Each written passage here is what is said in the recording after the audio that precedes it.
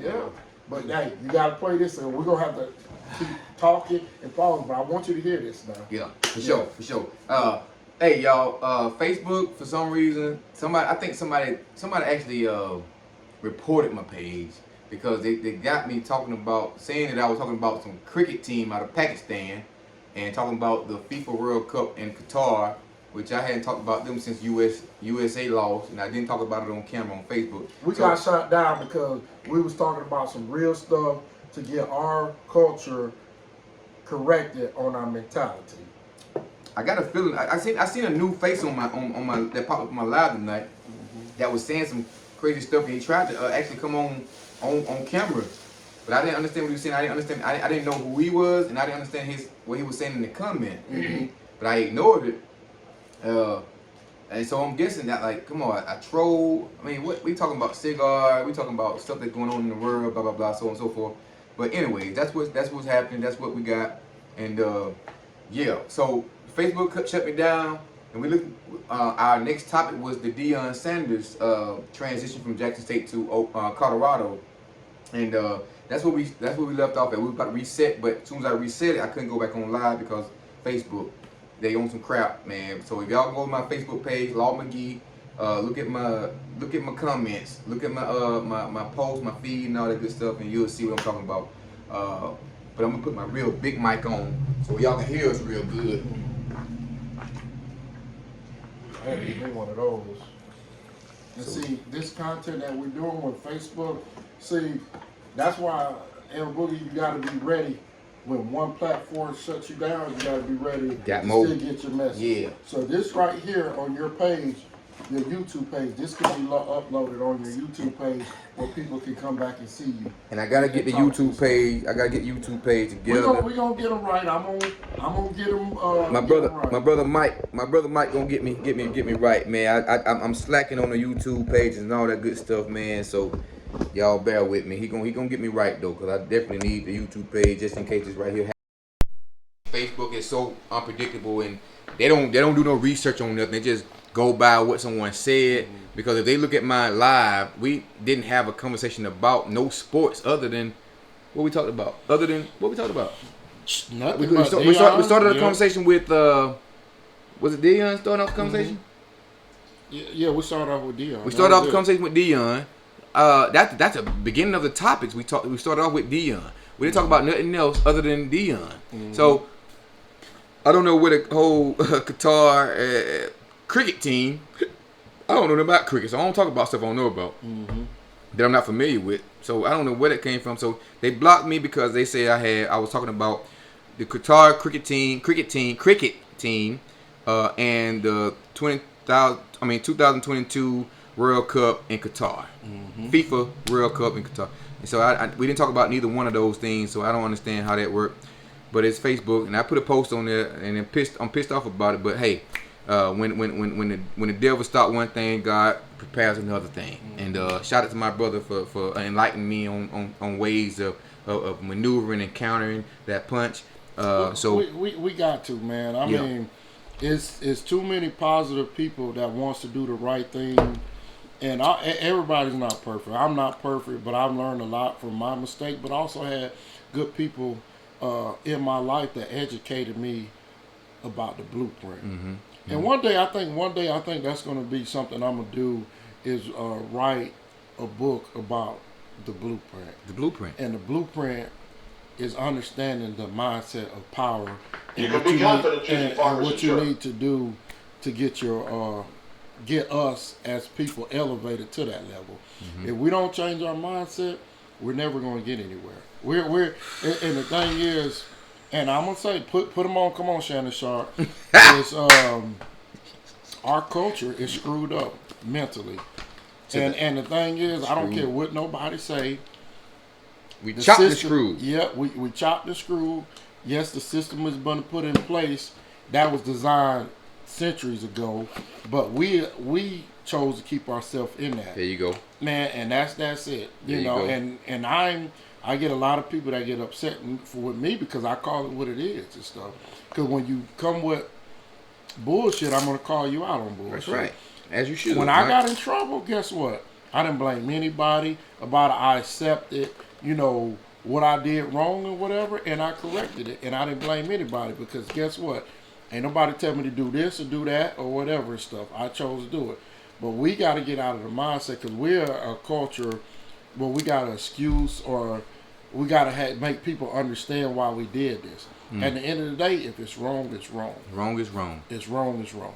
And you can't be mad when you do wrong and you get in trouble for it. You got to suffer the consequences. You can't blame nobody. And we all have been through it, but we have to understand there is something that comes behind it.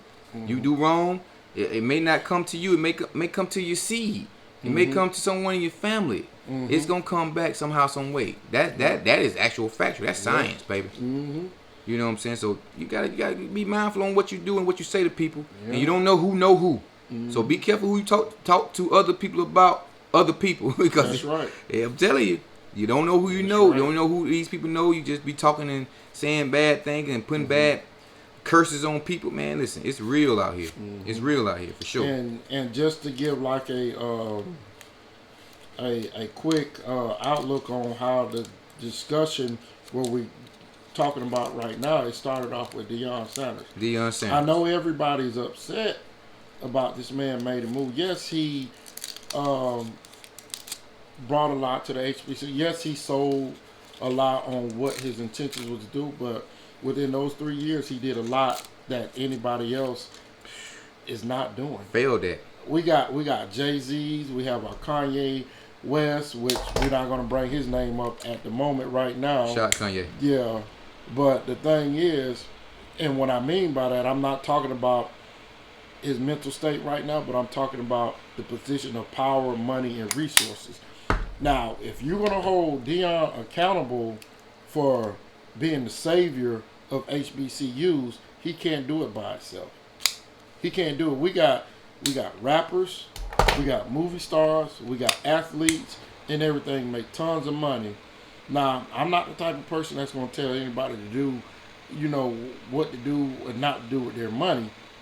But when you sit there and spend $200,000 on jewelry that it depreciate time you get it and you wear it and you're never going to get the value of what you spent on it, guess how much $200,000 will go to a black community or HBCU to get resources. So if we're going to challenge him and call him out on stuff, start calling out the other people that's not doing stuff for the community.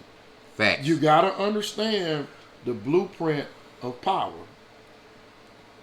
The blueprint of power is providing resources to elevate our people. If we're not going to do that and we keeping this negative mindset on anytime we get somebody in place and it don't go the way that you like it, then you start tearing them down. That's the vision, and that's what they want you to do is keep the vision. And I'm saying the system that was put in place. The only reason that we don't excel as a race is because our mindset is so simple. We're the biggest hypocrites. Half of us don't even want to stay by each other. When you get some of us that move in the neighborhood, what happened to us in the neighborhood? You got to tell people, man, pick up the trash, man. Cut your grass. So come on. So people don't want to talk. They don't want to tell the truth. Why we gotta tell you to clean your why because when they see that yard like that, they already putting a title on you already. I'm saying that's what I'm saying. But when you be blunt and straight up like that, oh, you just like them crackers. I didn't mean to say that, but it's the truth. You just like that. So now I'm trying to teach you about how you should take care of stuff, because anytime we move in a certain neighborhood, the value go down because people don't know how to take care of stuff. Why you think they got HOAs? I would never move in one because I don't want nothing, but I understand why. I definitely understand why. So the thing is accountability. Accountability. So people that's tearing down Deion, yes, I know it's a lot of people are. Did I want to see him stay and make a dynasty? Yes, but this could have been the timing for him. He gave a blueprint. He provided a whole lot for Jackson State. Now he about to do something big, at a Power 5 school that he can open up more doors for. So say for instance, it may be some people that want to stay on the HBCU level and don't want to move up. But he showed you a blueprint on what you need to do to pull people. So if you want to stay there, top recruits. Exactly. But if you decide you don't want to stay there and you want to take it up to the next level, then guess what? I'm about to provide that platform. There you go. Y'all don't understand that. Like I was telling him earlier, is Dr. King had a I Have a Dream speech. He didn't make it to see how things are now, but that was his dream. Deion got a dream, and it ain't about money. So the people keep talking about he doing it for the money. It ain't about the money. It's about empowering our people, moving them up, and making us balance on a playing level with everybody. Right. And if you can't accept that, oh well. I mean, and that's why we're gonna stay a certain way. So you can't get mad when people move on and like, you know what? I ain't studying because I'm damned if I do, I'm damned if I don't. Why should I give back? Because if I do good, I'm getting tear down. If I'm doing bad, I'm getting tear down. We got to cut that crap out. We got to cut it out. Deion said, it wasn't about the bag because I got that. You heard it, yeah. Matter of fact, go ahead. Let's go ahead. So let's play some of it, and let's finish, and then we'll talk about it because I wanted you to hear this so you can see the mindset that's going on right now. Right. Okay, I'm getting my lighting together. And now, because what we're doing is playing a video. He's listening because he didn't listen to the whole speech that he gave to the football team. And you got to understand, the odds are against him. He's going to a place in which I showed him the schedule. It's going to be, Deion is crazy. He's crazy. And like, God damn, he's going to he's a rebel. A school. I want to say he got a tough schedule for him to come in new, take over a team that's 1-11, a predominantly white school, a town, and trying to bring his swag and his people in. He got majority black staff in there, and he gonna bring some Louis with him. His bag. What I told you, Deion is up for. He always been up for. The challenge, man. That's right. And this is what Deion is doing. He is challenging himself. He is one with self. He has knowledge of self.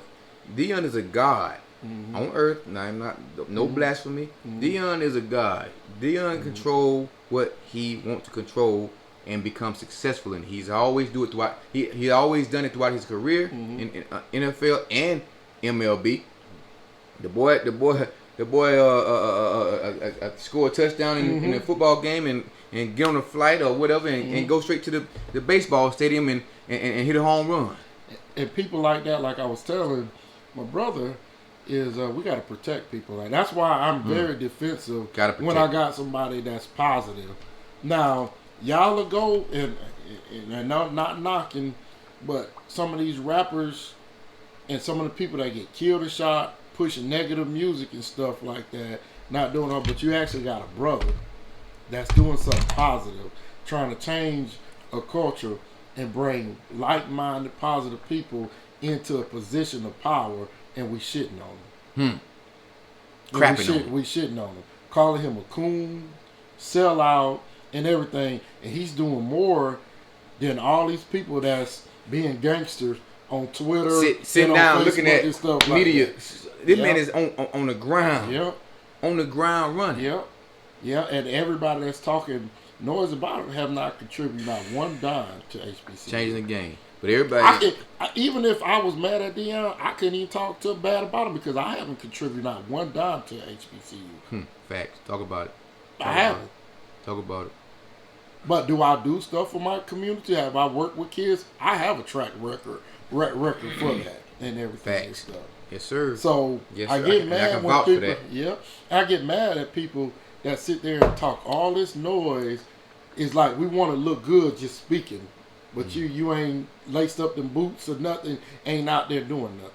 So I would call you out before you even start calling me. All right, show me what you done. I don't want to hear what you said. Show me. And then you talk. The people that should be talking about Deion is actually the people that's been contributing. They should have something to do. That's actually on the front line with him and stuff. If he did something wrong, but the people that's been behind Deion support Deion in his decision. So what that tell you? The people that help contribute money to him is supporting Deion. You got your Warren Sapps and this and that. Warren Sapp want to go back to school to get his degree just because Deion motivated him. If you think I'm lying, look it up. He just did an interview the other day. So y'all gotta be careful to listening to the people that sounds good versus the ones that's ain't doing nothing. So I respect the people that's out on the ground. Facts. That's facts. So well said, brother. Well said. Hey, with no further ado, we're gonna continue this YouTube of Deion talking to the players. When first time meeting the players at Colorado, his speech, I guess you can call it a speech, when he's let them know what's theirs to come, things to come for Colorado, and he ain't holding back. He let them know. Some of y'all might not have positions. These earrings and hats and hoods that y'all wearing inside this in our meetings. Phones, ain't none of that gonna be. But you know what, Law? Rewind it. This just started from the beginning, and this. So because you just brought this on, because we've been stopping and pausing, and it's hitting him too. Hit me hard. He's hearing the message. Hit me hard. And the crazy part, I want people to challenge and watch Deion from the beginning when he went to Jackson State in a documentary and see the grind that he did. The same attitude he brought to Colorado, he brought the same way. Yep. So he's consistent. He don't care if it's about black and white or whatever stuff. He's about people, but he is about elevating us too. Talk about it. So people getting caught up on just hearing this and that and real, but I follow Deion ever since. The only reason I know about Jackson State because he stepped in. And when he stepped in, I started following him. So now he's one of my favorite person because I love people that give to the community and go back and work with the ones that we have challenges with. Especially as a positive brother. Ain't nobody seen Deion go to jail, on drugs, and everything. All that man been about money, grinding, about that money, and making everything better and stuff. Challenging. And you gotta respect that. So if you ain't challenging, you ain't really got nothing to say. Yes, a lot of people is hurt. Like I say, yes, I would have loved to see him stay a little bit longer and do that, but maybe this was the time. This was, like I say, if you believe in God and everything, and he said God called him to do it, it's always a purpose for everything. It's always a time. Live your purpose. Live the purpose that's set out for you. Shout out to my brother JJ Grimes out of Atlanta, I love man. that dude. I want to get back with him again. I know we had some great conversations, and I think after this year, because my new position, I'm gonna be a little more settled. It's just a lot of grinding I gotta do, just like how Deion is going back. He gotta get some stuff. My new position, I have to streamline, get the right people in place where I can be available to do more things. So hopefully next year, I can December. I put that on my calendar and everything. Gotta roll with us, brother. So that's why I've been MIA. I ain't been over to see my little nephew and stuff. You know what I'm saying? But yeah, but it's we gonna get there. But we gotta get like-minded people. And the thing is, some people's not gonna agree. They ain't gonna grab it. And I'm gonna tell you one thing. I'm 42 years old, and I done got to the point in my life. I'm not wasting my energy on negative people. There you go. I'm not gonna waste my energy on people mindset that I ain't got no control. That I ain't gonna trade. That gonna change their mind. You gotta, as a person, you gotta be able to read those people and just move them out of your life and focus on the right people that you need to change the narrative for the positive of our people. We so negative, it's ridiculous. There you go. We so negative, it's so ridiculous. And I hate to say it, I'm gonna call it out. That's why I love Shannon Sharp. Shannon Sharp keep it real. He keep it real. I don't care what nobody say. He keep it real. He'll stand up for us when they doing this wrong, and when we wrong, he gonna call you out. And we got to be accountable. We got to be accountable. Hold ourselves accountable. Yeah. So. Yeah. So all right, let's get it started. Brother. We'll see. All right. Yeah, we back on this Deion. He's giving a speech to the Colorado Buffalo players, the team, and everything. He let them know what standards he's gonna set when he get back there. And I want y'all to chime in and tune in also, whatever. We just at the beginning.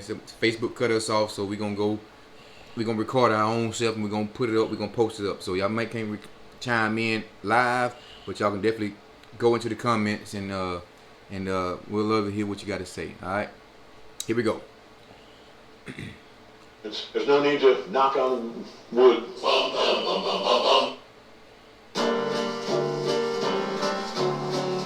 got a lot of doggone.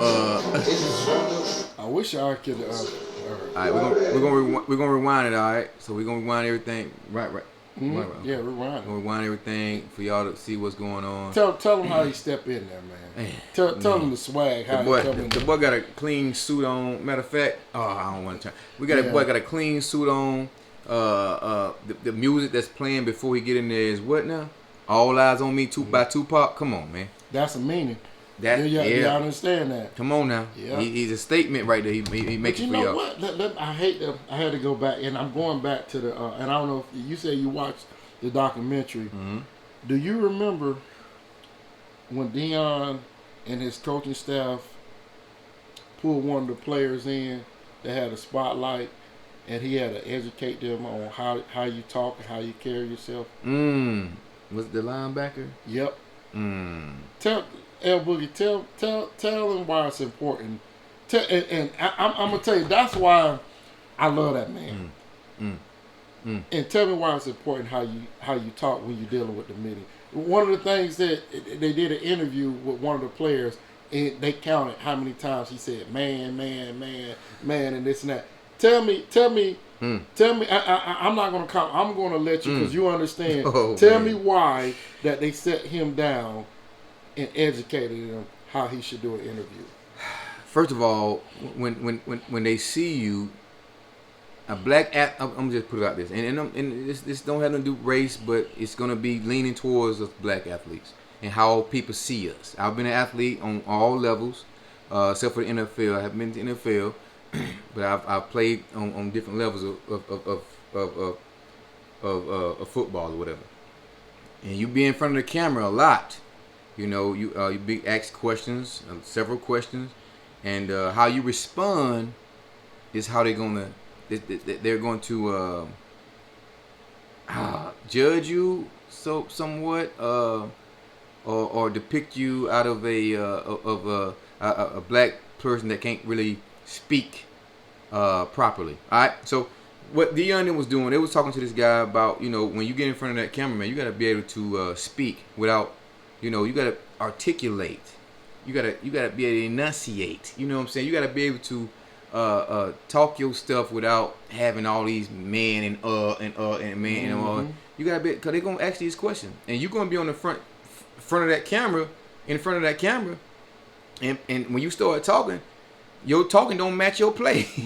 Your talking don't match your play. So being well spoken, knowing how to articulate your responses and everything like that is very important, because they're gonna judge you off that. They're gonna see you. They're gonna say they're gonna make you a meme, or they're gonna put you out there like that. So it's like you gotta be. It's very important to know how to speak when someone is speaking to you. Look them in the eyes. You know, all that good stuff. You know, prepare yourself on what. Don't let the questions deter you from what really happened pertaining to the question, because every question they ask you, you know the answer to. Don't get nervous when they ask you the question. Just sit back, take your time. Take your time. You don't have to rush through nothing. They're on your time, because they ask you the question. They're on your time. So you sit back. If they ask you a question, you make sure you get yourself together before you even answer that question. Don't prematurely answer a question. A lot of times what helped me when I used to have to go to court a lot, and I'd be on the stand. If you don't know a response right there, can you repeat the question? You There may you have go. heard the question, or you can repeat the question. Also, so you want to know exactly. I'll repeat the question that they said just to give my mind a little time Right. to process Right. if I didn't know have a quick response right there. So at this point, Deion is at a level he can be himself. Yeah. He can be this level. So we gotta understand until we get to this level, you gotta understand, and this goes back to what I said about the blueprint of power. You gotta understand who control and run things. So if you want to get to a certain position, I don't believe in selling out and this and that and stuff. What I say, the words that I use, I don't kiss nobody's ass or anything. I call it politics. If you know what politics is, you're trying to win that vote. So sometimes you got to know how to articulate articulate to people to get that vote. So sometimes if you want to get to a certain position, you got to be able to know how to communicate Say yourself. and this and that, get to this place. Because once you get here and you ain't got nobody over here, then you dictate what goes on and stuff like that. But if you gonna sit here and be, oh man, this, that, and Talking stuff like you like talking to your that, stuff like homeboys. that. Yeah. No, we don't know you because They're going to use you for comedy. Yep. They're going to use you for comedy. They are going to use you for comedy, and it's like nothing you can do because you did it. So they're going to use what you said, and they're going to be all over the doggone social media, so on and so forth. And it's like, man, now they embarrass you. Now they're forgetting about your athletic ability. Now they're looking at how you talk, how you speak. And I'm only saying this because every position, where every job that I have, I've always been in a management position. And anybody that knows me, they can tell you I've never kissed nobody butt to get up a ladder or anything, but I understand the blueprint and understand how to politic. And once I get in a position where I need to be, where I have full control, I can run things how I need to, but you got to work yourself up to that point. So that's why you have to be, your character speaks a lot. When you posting, shooting birds on Facebook, yes, I got a tattoo right now and I'm showing it right now, but when you don't see all that stuff, I conduct myself a certain way because you never know who's watching when you outside. And when you're trying to get a job or position and this and that, oh, that's that person I saw, and people don't think about that. That's trying to get a job and get out of going to jail. Yeah, exactly. You better know how to, exactly. You better know how to talk to somebody, baby. Exactly. So, yes, sir. You know, we when we're young, we let certain negative influence the way we think and glamorize this the cool way to live. But at the end of the day, as you get older and stuff, you start realizing, man, that was just a stupid mindset. So if we can start, reaching our young people and start getting them on the right mindset, then we can change. Even the older people, it's not too late, now and stuff like that. Because there are certain people in power, that like us and love our influences that we have. But you got to understand the blueprint and get on the level and know how to politic. Facts. That's a fact. Play the game. That's right. Play the game. That's right. Play the freaking game. Yeah, I got tattoos all up my arm, my legs, both arms. But I guarantee, when I go to an interview or something like that, hypothetically speaking, if I'm going to an interview, they won't see none of that. All they're doing is paying attention to my persona, the way I walk up in there, the way I present myself, the way I speak, the way I talk back to them, the way I answer the questions, the way I shake their hands, the way I look at them when I'm speaking to them. All the little small little things that seem like schools and they've gone away with. They don't teach that type of stuff. But there are people that still exist out here that do teach that type of stuff and want to see others do better, the youth do better at those things. I don't think they teach how to go to interviews no more like they used to. No, man. They done took a lot out of school that when we were coming up, man, it's just totally different. So that's why we got to make sure as parents and figureheads in our community that we raise the right one. And I'm going to tell you like this, we got to be bold enough to call out the negativity. You know, people scared to go up against, drug dealers, this and that, all the negative influence, but those are the ones that's controlling our young mind. Mm-hmm. And by the time they realize, after they done been through the system so much, and as they got older and they got family, like now they wake up and God dang, I wish I did. What we shouldn't have to get to the point where they have to wait, that they have to go through all that. We can start reaching them now and start influence them to do the right thing. I'm gonna go back to this. Do you know how many people used to get shitted on for making good grades in school, but the person that was a troublemaker, that all the stuff, people used to be scared to say what kind of grades that made, because they made it seem like people who was doing good in school, they treated them like crap. Yeah. Them the ones that you want. Those are the gangsters to me. Yeah. Nowadays, that's gangster. Yeah. Good grades, athlete, Yeah. you know what I'm saying? Yeah. Or whatever you good grades, you got, the world is in your hand. Yeah. Good grades, you can go to any college you want to go thugs to. and all that stuff the girls used to be crazy about back then. Now who they trying to go after now? The ones that they used to crap on in high school. Oh no, I don't. They want see you them now. Yeah, exactly. No, now, you got ran through by all them. Now you want to come and get me when I was, I'm doing good. I'm not saying me. I'm just saying hypothetically. Yeah, hypothetically and stuff like that. No, so you got to think about that. So we got to change the mindset of our women and our men and stuff like that. Mm-hmm. When music is music. I love music and everything, but my mind is a filter. I love beats and all that type of stuff, but I don't let that stuff influence me. Don't let too much of this music, this new music, influence you on going out there making a fool out of yourself. Yeah. Because they're relying on that. Yeah. They're relying on it. That's why. Shout out to Tank for on the. I'm trying not to get off topic, but shout out to Tank. He was on the Drink Champs. Mm-hmm. Tank said they asked him a question pertaining to today's music and R&B. Matter of fact, the question was, is R&B dead? Is R&B dead? He said, no, it's not dead. But the reason why this question even comes up is because R&B keeps families together. Mm-hmm. Love keeps families together. The man, the woman, the child, they're all in one house. That R&B kept them together. R&B brings love. It keeps them together. You play that R&B music when you might not be married, but you living together. You got a child involved. You know what I'm saying? So that love keeps y'all together. Mm-hmm. R&B music keeps y'all together. Mm-hmm. But now they don't promote that though. They don't promote it. Twerking. Yeah. This and that What they and promote like that. is separation. Mm-hmm. They promote sex, violence, drugs. All those things will break up a happy home. Mm-hmm. All those things will break up a happy home. Fornication. I don't even mean sex, because you can have that love music gonna lead into that. But fornication, infidelities, violence, drugs, all that stuff right there that they promote right now, all that they promote will break up a happy home. And that's what sells right now. Today's society, that's what sells, and that's what everybody listens to. Majority of the youth are listening to this type of music, and they're following it.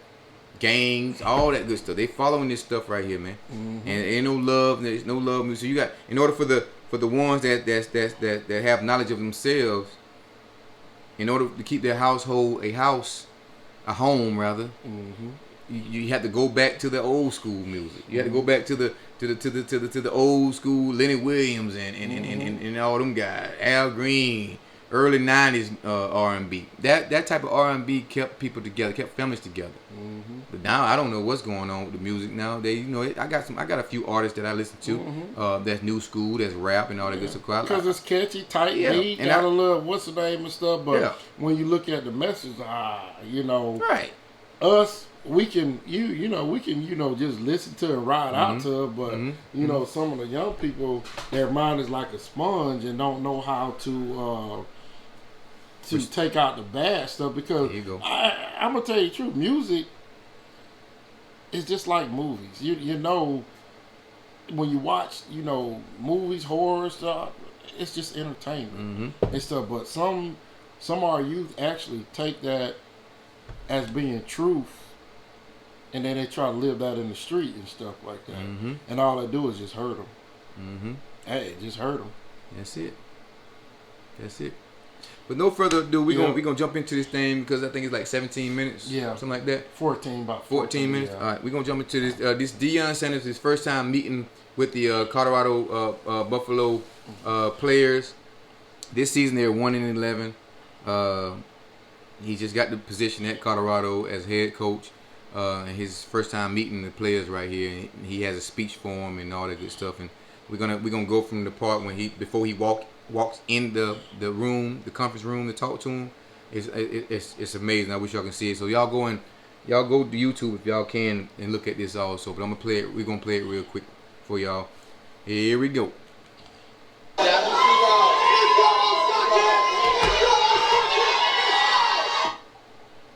We're gonna get to it. We're gonna get all the excess fuss out the way. Mm-hmm. They were really hyped. His son, Shadon. No, this is his son. His it's the quarterback. Yeah. And I love the relationship that they have. Great relationship. I love it, man. Mm-hmm. You know what was a hard moment was when he won that game when his dad came back and his son said, "Dad, I needed you. I need you here." But that almost made me cry, man. That's real. Do you know how tight of a bond that is? The relationship. The relationship. Except just he said he needed his dad there for that big win that they have. That's powerful. That's powerful. Oh, you gonna feel it, bro. Your son gonna make you sensitive, bro. Come on, I'm already. I'm telling you, bro. I'm telling you, and man. It's a message it's an unspoken message in this thing when you just said what you said, like the power of a father and a son. Mm-hmm. The relationship between the father and the son, a father and whoever. Like if the father is involved in your life, it's very powerful, very important.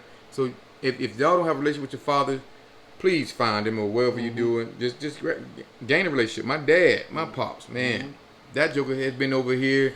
I mean, we are catching up from the times that we missed when I was younger. Mm-hmm. He called me now and say, "Man, hey, what next day you off? What next day you off? Hey, I'm gonna come over. We gonna kick it. I shoot, Dad. I make time for you. Mm-hmm. I make time for you, Pop. You know what I'm saying? And he sit here and we smoke cigars and sip on something. You know what I'm saying? And just talk, catch up. You know what I'm saying? He spent time with his grandson.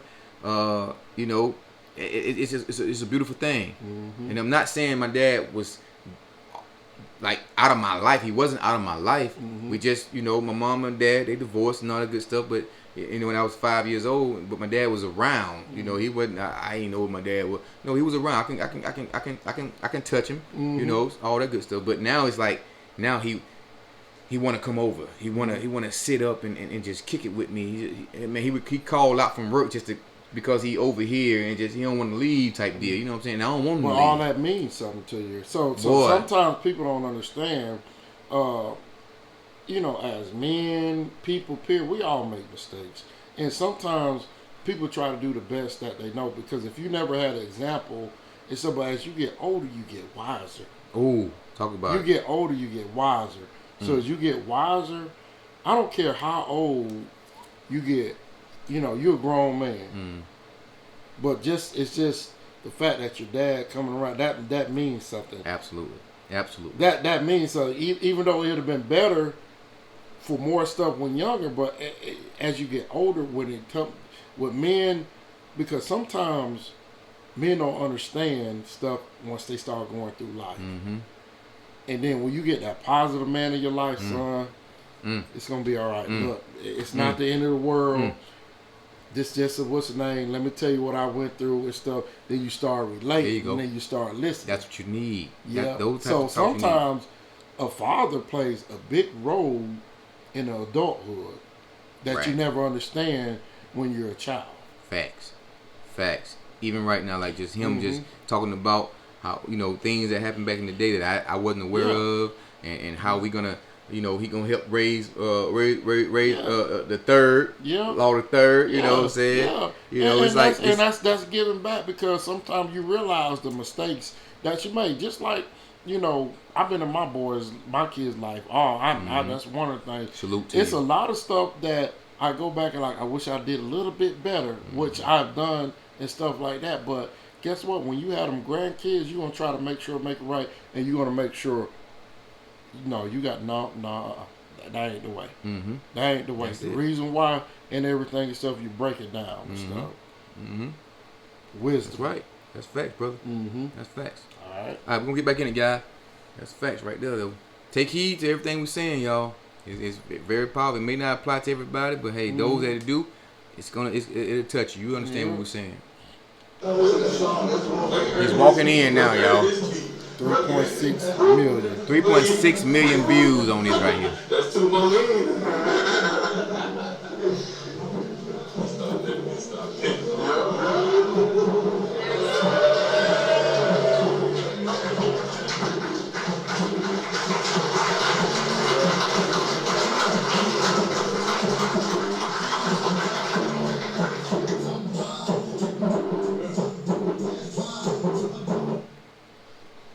Alright guys, That's where we walk in. that's where we walk in. I'm just learning that. I'm gonna just make a few comments, and then I'm gonna get out of here because I want you guys to spend time with Coach Prime. But as I've told you before, my job is to bring you the best coach in the country in Colorado. We just did that. You're gonna learn that this guy is about integrity. He's about character. It's about his faith. It's about leading men. That's what he does.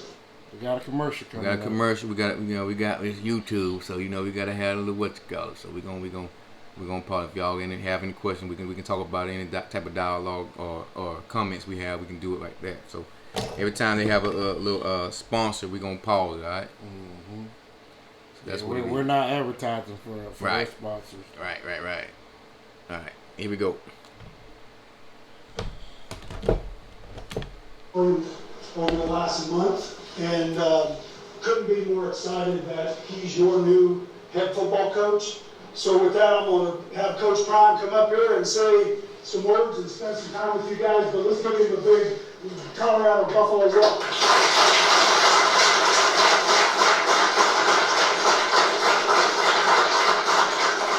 It wouldn't be possible without my man Rick. When I tell you, he is the man, and God called him strategically to reach out to me to make this happen. He didn't convince me. He confirmed to me that this was the place. It wasn't about a bag. I got that. It was all about opportunity to You want do to pause something. that? Explain that. He said it wasn't about the bag. I got that. Do y'all understand what he just said, right? Because it's been a lot of negative coming at Deion about he only did it for the money. A lot of people don't realize. Deion 'cause Sanders. Come on, y'all. When people make statements, I do research. Deion makes a lot of money off of, he's big in real estate. He has a lot of property and everything he makes. He makes tons of money. That's why he gave a lot of his salary to help Jackson State, get things that they needed to be better. So it's never about the money. I want you to remember that. It's not about the money. That man got purpose. Talk about it. That hadn't been done in quite some time.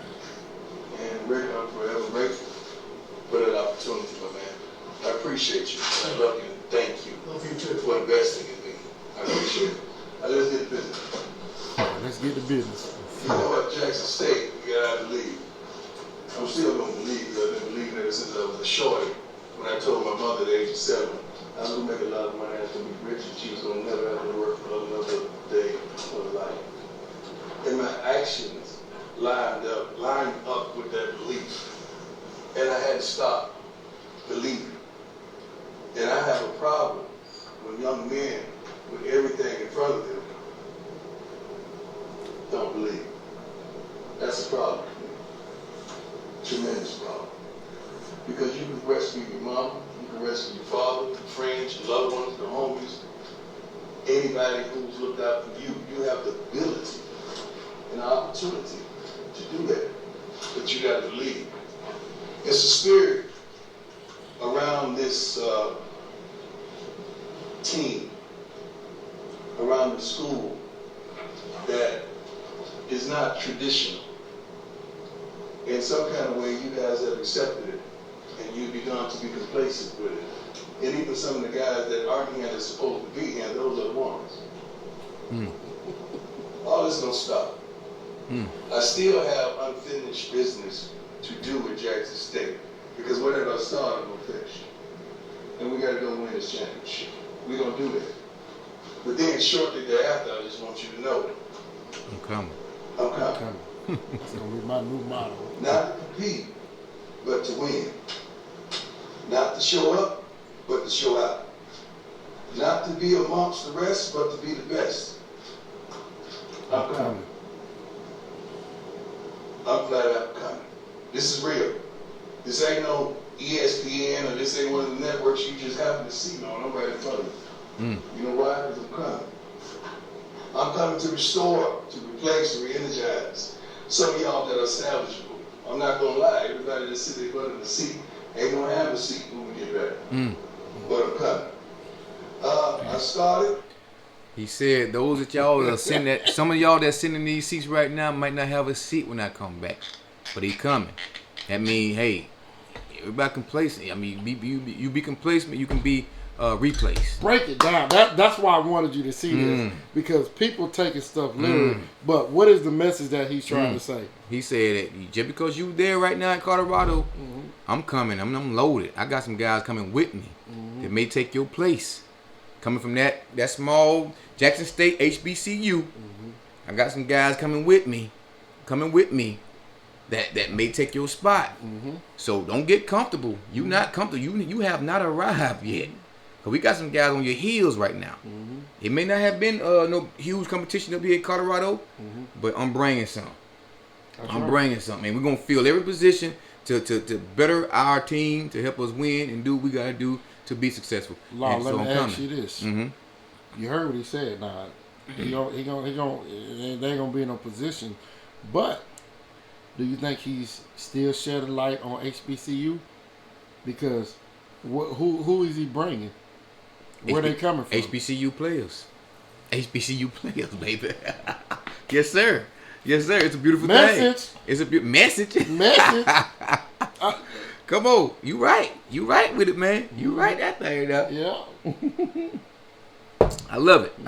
Here we go. We're gonna continue, guys. And we're gonna go dominate and we're gonna work. I'm coming to work and not to play. I'm coming to kill it and not to kick it. I'm coming. So you gotta understand, so when I get back, ain't gonna be no hats and no meetings, ain't gonna be no hoodies on and no meeting, ain't gonna be no phone. I wish you would bring a phone in my meeting. It ain't gonna be no earrings in the meeting. Everybody's gonna look like everybody. I'm coming. It's gonna be a different place, a different feel, a different attitude, a different energy, a different work ethic, a different want, a different hunger, a different desire, a different need. It's gonna be a different place. Did you see that? What part? Oh, boy took his hat off. This dude right here.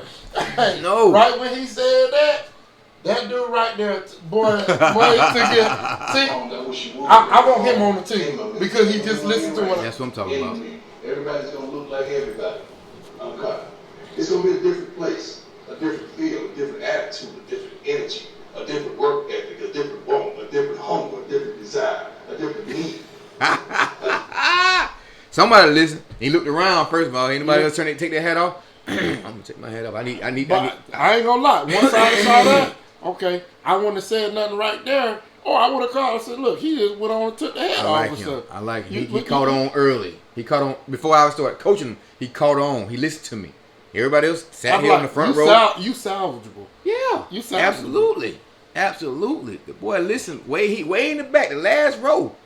But you got guys way up in the front, on the front row with a hood. We got two guys with a hat on. We got one guy with a hood. The guy with the hood got earrings and a hood. So everything that he's saying that we ain't gonna have in our meetings, earrings, hats, hoods, phones. One of the players in the far back looked around. Just saw that. Snatched his hat off, man. Hey, that means something. I hope Coach Prime catch that. Yep. I hope he's a player. I hope he's a player. That boy will will have a story behind him. Yep. He will have a story behind him. And Prime is the one that's gonna make him that player to talk about later on. You know why I knew he was great? When I said he took that hat off. See exactly. Have a story for him already. Yep. So that small little gesture right there That small gesture may mean his career, mean his success. It may mean his success, y'all. I pick up on everything. Man, that was a good catch, boy. That was a good catch right there, boy. Damn, you caught that touchdown. Different capacity. It's gonna be a different reach. I'm cutting. See, by now you gotta feel it. You feel can feel what I'm saying. You can feel what I'm cutting from. I feel you know, it. I ain't fighting because I got the credentials to back it up. It's coming. And you don't hear it because it's gonna be little silent little footsteps that you don't even have to strain. But you don't know I'm coming. Just the sake of my voice, the commitment to excellence, that is not going to be any more mediocrity, period. Okay. Some of y'all that really got it, that really want it, that really deserve it, and you got to play beside a pool that don't want it, don't deserve it, they don't even love it. I promise you, it's my job to get rid of it. Okay. I love everything about this institution. I mean, the academics prevalence, no crime, beautiful city, beautiful stadiums. We've never had nothing of sort to work out in, to trade in. Our kids would go absolutely crazy to be in the situation that you're in. Pause that for a second. I want to make a note of something. So, I heard a commentary got mad at Deion for making a statement about no crime. I'm gonna challenge you. Tell me, why did he make that statement based on the crime, the facility that they have? Tell me why. I'll tell you my point. Why I got from that. Tell me what you got from that. Because he made a statement that said they would love to have. So So apparently there was a lot of crime on the campus of Jackson State.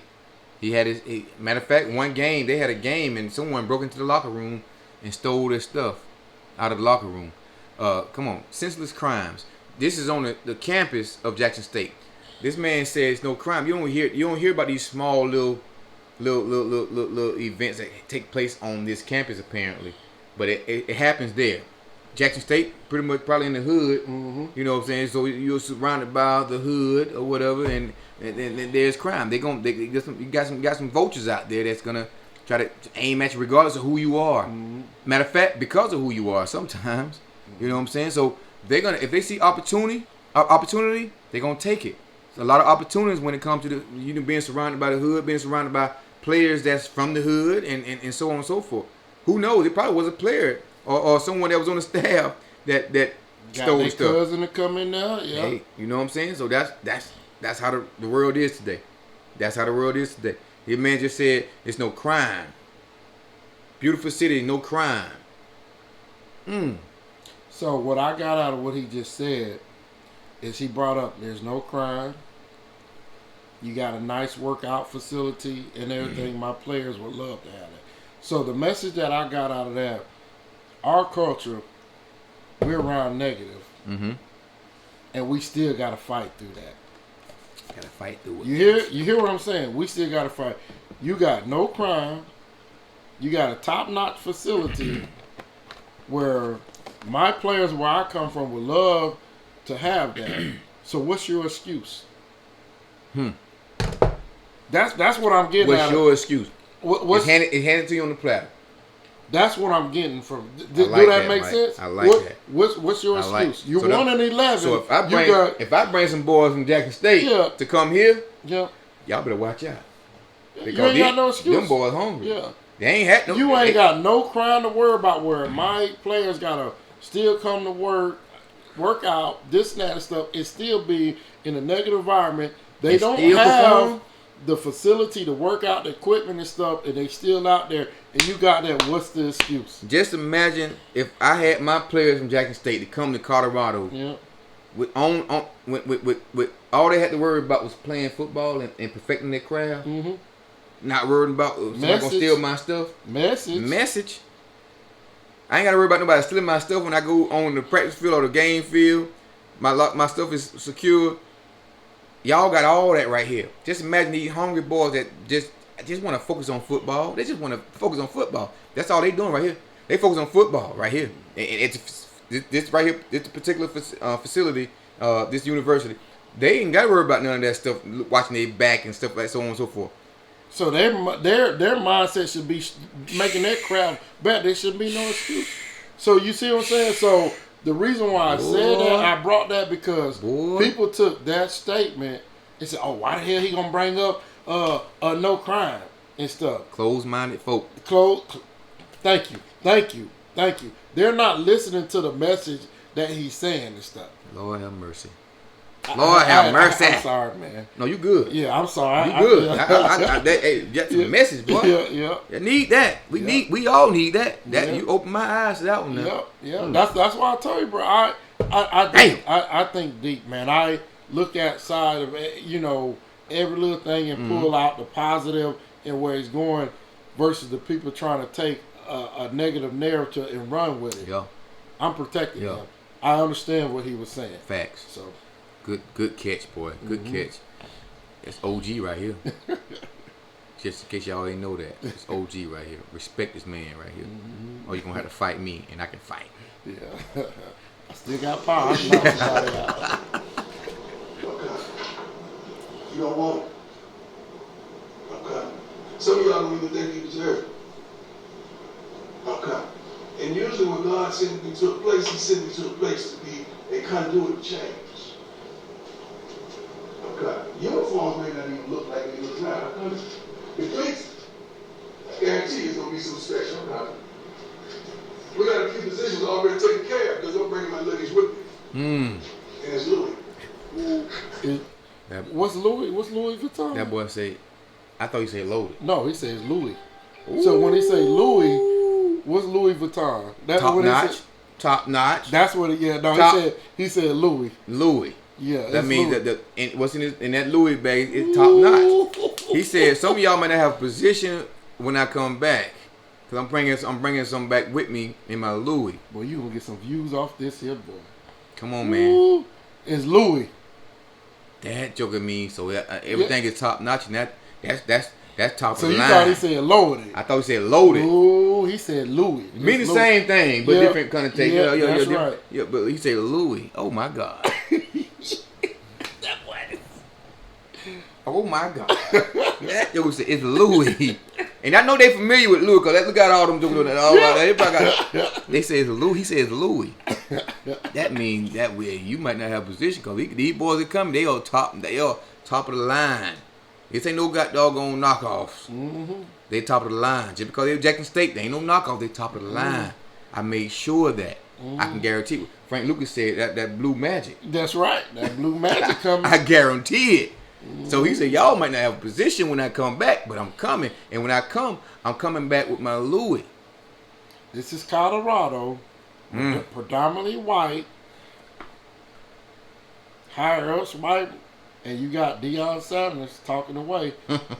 Remember what I said, blueprint to power. When you get put in a position of power, you can regulate things. So power over money. I'm trying to break stuff down. Power over money. Yep. So I wouldn't be surprised, Mike, if some of these players hear this speech right here. That's coming back next year. What's supposed to come back next year? Probably won't come back because of this speech. Man, when this speech came out, a whole bunch of people jumped in the portal. If it was me, I wouldn't have ran. I'm all about challenge. I'm like, man, he about to bring some people. They're gonna have to get there. And the thing is, you bring your son, but if he ain't meeting the standards, I'm gonna call him out because you on a level of excellence. You know he will. Yeah, exactly. So that right there won't push me away.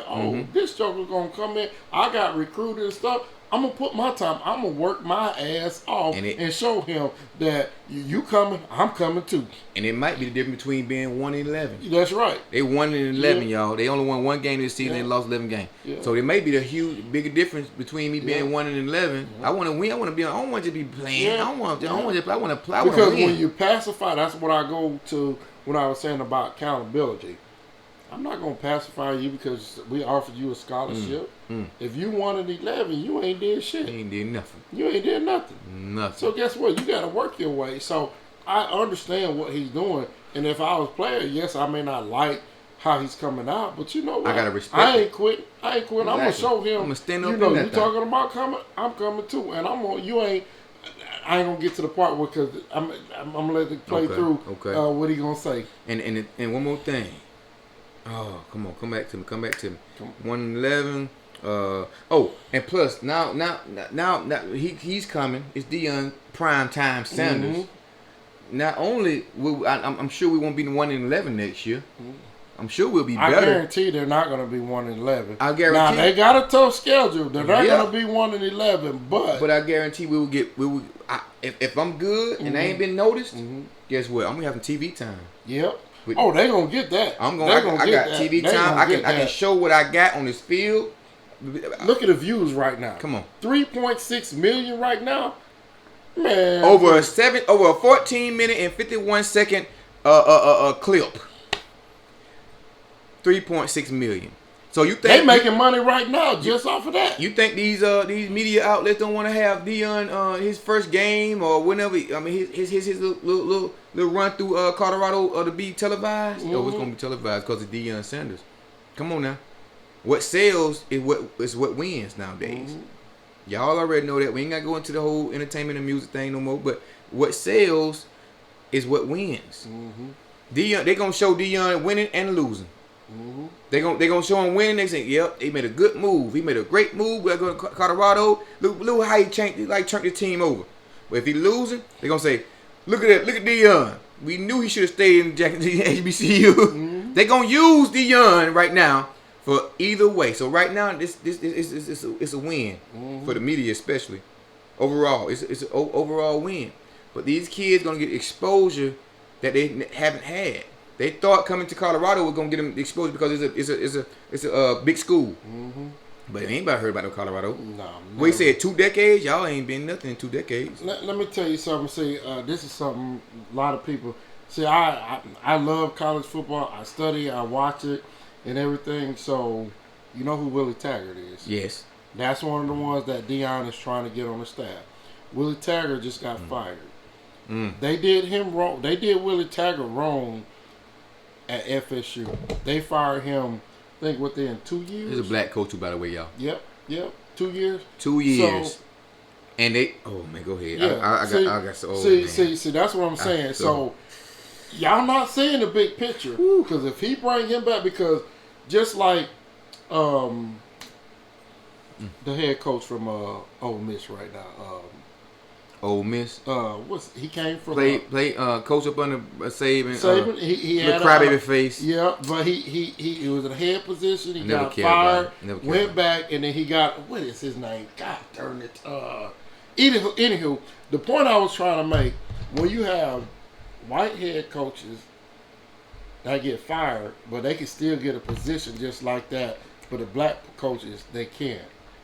So after Lane Kiffin. Yeah. Lane Kiffin. Yep. He been the head coach at a few spots. Got fired. Went from USC, Tennessee. It's been a whole bunch of mess. Once he got fired, got back on the staff with Saban, then got a head coach spot. At USC. How many African Americans are getting that same type of respect? Same time. He left Nick Saban, went to USF for a year or two. UCF. Yeah. Remember, he went to USC at one time. No. Florida. After he left Alabama, he went to USF. He was head coach at USF. Yeah, he was down Florida. there. Mm-hmm. He ain't stayed there 3 years. No. He got the opportunity to go to Ole Miss. He got Ole Miss head coach position. Mm-hmm. And now he about to leave again. But probably been about 2 or 3 years. But he ain't really sufficed there. Now it's up to the point where other teams are looking for him to be head coach now. And the thing is, I'm not gonna knock. He's a great offensive coach. Mm-hmm. He's very good. But the point I was trying to make, you got a lot of African Americans that wasn't successful in certain stuff, just like him, and don't get the same chances. So that goes back to the blueprint of power, putting people in the right place and still getting the same playing field as others. If Lane Kiffin can go anywhere and land a job, then our black coaches should be able to do the same thing. Facts. That's a fact, Jack. I asked him earlier,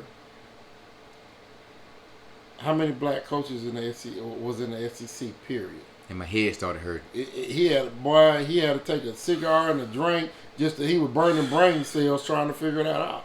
It shouldn't be like that. Facts. Let's go. We're gonna continue. Y'all be listening to what my man saying now. Some real spit. Real spit. I'm coming.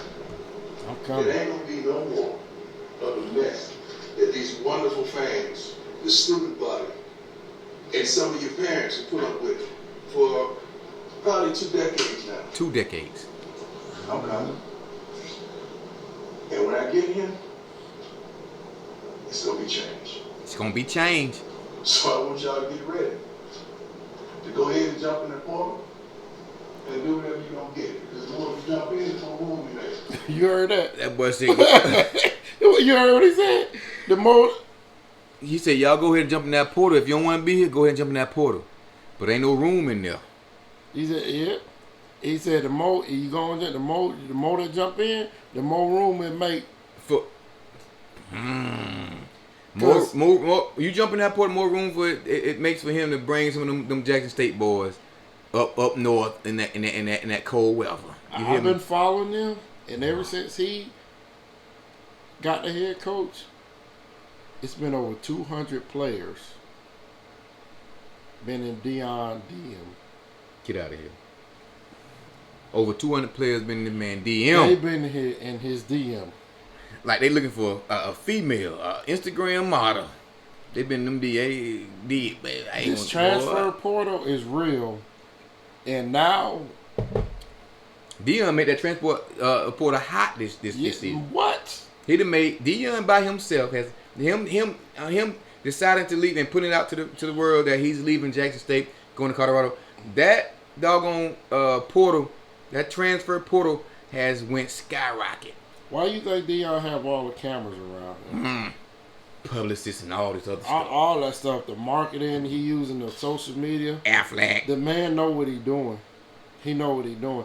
But the thing is, when you step out there, the spotlight on you, so you have to be great. But who's better for the spotlight?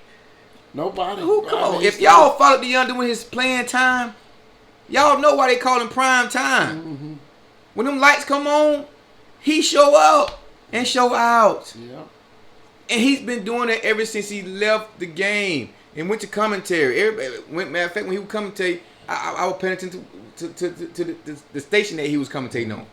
The NFL games. He left the NFL. Man, come on. The pressure is on him, man. Man, that boy Every McDonald's. time he step out, That the pressure pressure- is that- on him. that pressure- Because he's bringing the cameras to spotlight. He make So down. now, shit, I'm about that talk now. I gotta walk about it. Come on, I now. gotta walk. Come on now. Come on Which now. a lot of people that be tweeting and talking, they ain't walking. They don't understand. They ain't walking. It's easy to run this. But he running his mouth and doing it at the same time. Eddie Thomas. Grambling. Yeah. Eddie Thomas, right? Yeah, but All right. but he's different. That's where he wanted to stay. I'm about to tell you about it. So- Yeah, exactly. So Eddie Thomas stayed there. Now his son is coaching. Mm-hmm. His son had the nerve to say that Deion won swag. So if anybody else would have been in Deion's position and did everything he done, they wouldn't be considered swag either. If you in that division coaching, period, you're swag. Come on, man. If you in the SEC coaching, whatever team you on, you the SEC. If you in that conference and you Yeah. running through other SWAC teams because you built this team to run through other SWAC teams and I'm a SWAC team, Yeah. you can't tell me I ain't SWAC. Yeah. Y'all better do better. I don't care if I'm there for 3 years. Guess what? You While I better- was there, I was swag. I was SWAC. I was Yeah. running through y'all. Yeah. I was running through SWAC and I'm SWAC. What's up? Yeah. We lost some games. Yeah. Some of y'all SWAC opponents. Yeah. But however, we ran through SWAC. Yeah. How I ain't The SWAC? first year was his worst season. That was with COVID and all that stuff, and they had All the odds the was against water and all that stuff. The second year, he had only 2 losses. Do you know what the 2 losses was? One of them was with Monroe, where I told you that was A bigger. It's one SWAC. It wasn't a SWAC team. Yeah, but they paid because he was undefeated in his conference. But when he lost to Monroe, a higher caliber school that paid him, he almost beat him. They Almost should beat have him. won that Almost game. beat him. That's why I always And say. the second game that they lost was in the Celebrity Bowl. Who The was Celebrity Bowl against Southern South Carolina State. South Carolina State. Yeah, South Carolina State. that's who they lost to. So they lost the right. championship They game, the ran through national a championship game with that. But he still won the conference, won a conference championship game. That was on his loss last year, and he's undefeated this year. So come on, how he ain't swag? Eddie Thomas Jr. Don't make me not like that Thomas family, cause I like Eddie Thomas. I respect Eddie Thomas the senior. Yeah. Don't do that. You ain't swag. He ain't swag. Yeah. Come on, what you mad at this man's success? Yeah. The great thing about it, Deion said, man, I played it with him. I played against him. He was cool. Why we even show his butt like that? Don't want to shake my hand. Yeah, but it is what it is, you know. You just got to keep grinding, just going through it and look through the negative. I mean, there's going to be some people that ain't going to agree with what we're talking about, but do I care? No, I don't, you know, because I'm, like I said, yeah, to the point of my life, I don't care about the negative. If you ain't trying to do nothing positive or building our people up and stuff, I don't even want to hear it. You know what I'm talking about? Especially when you got somebody that's doing something good, not bad. He don't know nothing. We support more bad people than good people. Right. Put them on a pedestal, man. Yep. So, God, dog it. Anyway, here we go. We're going to continue, guys. Because we raise kids that are smart. Say that, smart. Tough. Fast. Discipline. With character. Jackson State, that's the motto. Fast. Discipline. With character. That's the one we're going to get. Is that you? Yes, sir. Is that you? Yes, sir. Is that you? Is that you, sir? Point them out. Is that you? Sir. So how bad do you really want it? How bad do you really want this? What are you sacrificing right now to substantiate that you really want this? What are you surrendering? What you giving up right now? That's folks still playing football. We ain't having a darn meeting. Facts. What that mean? Y'all in the meeting, but these people still playing football. I'm fixing. So they ask you, what you said in the meeting? What went down? I'm coming. I want you to say the 2 words. That you just said I'm coming. I'm coming. He said he coming. Yeah, everybody know what they mean when that comes. I don't even know I'm going to show up, but I'm going to show out. Now, I'm through with mine. Let's get to yours. Uh-oh. I'm here on the spot for any questions. Yeah? Quarterback's coming. Yep, got 10 more I'm coming. He say, I'm through with my speech. Now I want to hear y'all. Y'all got any questions? Oh yeah. Oh, and the quarterback's coming. They're talking about his son. He coming with me from Jackson State. My son, the quarterback, is big time over there in Jackson State. He's coming. So now y'all ask me this question. He's respectfully disrespecting me. I told the boy wrong now. I told you, boy. That's why I'm surprised you didn't see this, man. I done watched this thing about 3-4 times, boy. Oh, man. I'm going to work talking about I'm coming. It's 5 days ago, y'all. Yeah. 5 days ago, he did this. 5 days ago, he did this. Deion Center meets with Colorado football team players. It says 4. It's Well Off Media. Well Off Media. This is where you can find that on YouTube. Well Off Media. That's Well Off Media is his son. That's their. Wow. Yeah, so that's their platform that they use to video everything. Wow. Yep. So Deion understand the whole marketing, social media. So he got cameras. What's he gonna say? He gonna say it on there it's gonna be cameras following around. He understands how to get the message out. So we're gonna be a part of everything that Deion's doing. I'm be a Colorado fan. I'm a fan. I'm giving me some Buffalo. I'm about to order me a Jackson State replica SWAT ring and put on my collection of rings that I got. When you do, let me know. Okay. I want one too. Yeah, I'll order you one. If I can find one, I'm gonna order. All right, cool. I'll order. Just one. let me know that's go. Yeah, I'm supporting him for sure, man. Bad. And they does. And they go hunt and they go eat. Hold on. Wait. I want to go back to the part where he said, I want to just lead up to that part when he said, my son, the quarterback, he coming. Okay. So here we go. I don't even know I'm gonna show up, but I'm gonna show out. Now I'm through with mine. Let's get to yours. I'm here on the spot for any questions. Yeah, quarterback's coming. Quarterback coming. Yeah, got 10 more I'm coming. And they dollars. and they go hunt, and they go eat. He said 10 more coming? Anything else? Oh, wait a minute. He said, I'm through with mine. Now I want to hear what y'all got. Any question y'all got for me? Oh, yeah. Quarterback's coming. Yeah. And he says, I'm here on the spot. Any questions? Yeah, quarterback's coming. Yeah, about 10 more I'm coming. And they don't. And they dollars. And they he said, yep, the quarterback's coming. And I got about 10 more coming. Yep, and they dogs. If y'all in the football world and y'all understand what the meaning, the phrase "they dogs" mean, Talk to them. hey, that means them boys, them players. They some players. You hear me? They are some players. They are some players, and they out for hunting like dogs do. They smell it. They smell fear, especially pit bulls. They smell fear. They know when you're scared. I got 10 more coming, and they dogs. Man, if I was sitting that doggone, if I was sitting up in there, the hair on my arms are raised up like it's doing right now. I got chill bumps. Just listen to that. Yeah, the quarterback is coming. I got like 10 more coming, and they dogs. He ain't say what position they are, but they dogs. So any one of them jokers in that stand right up in them seats right now should be nervous. Should be nervous. They should be nervous. Nervous, I say. Man. They should be nervous, Mike. And they dogs, that means he bringing some heat.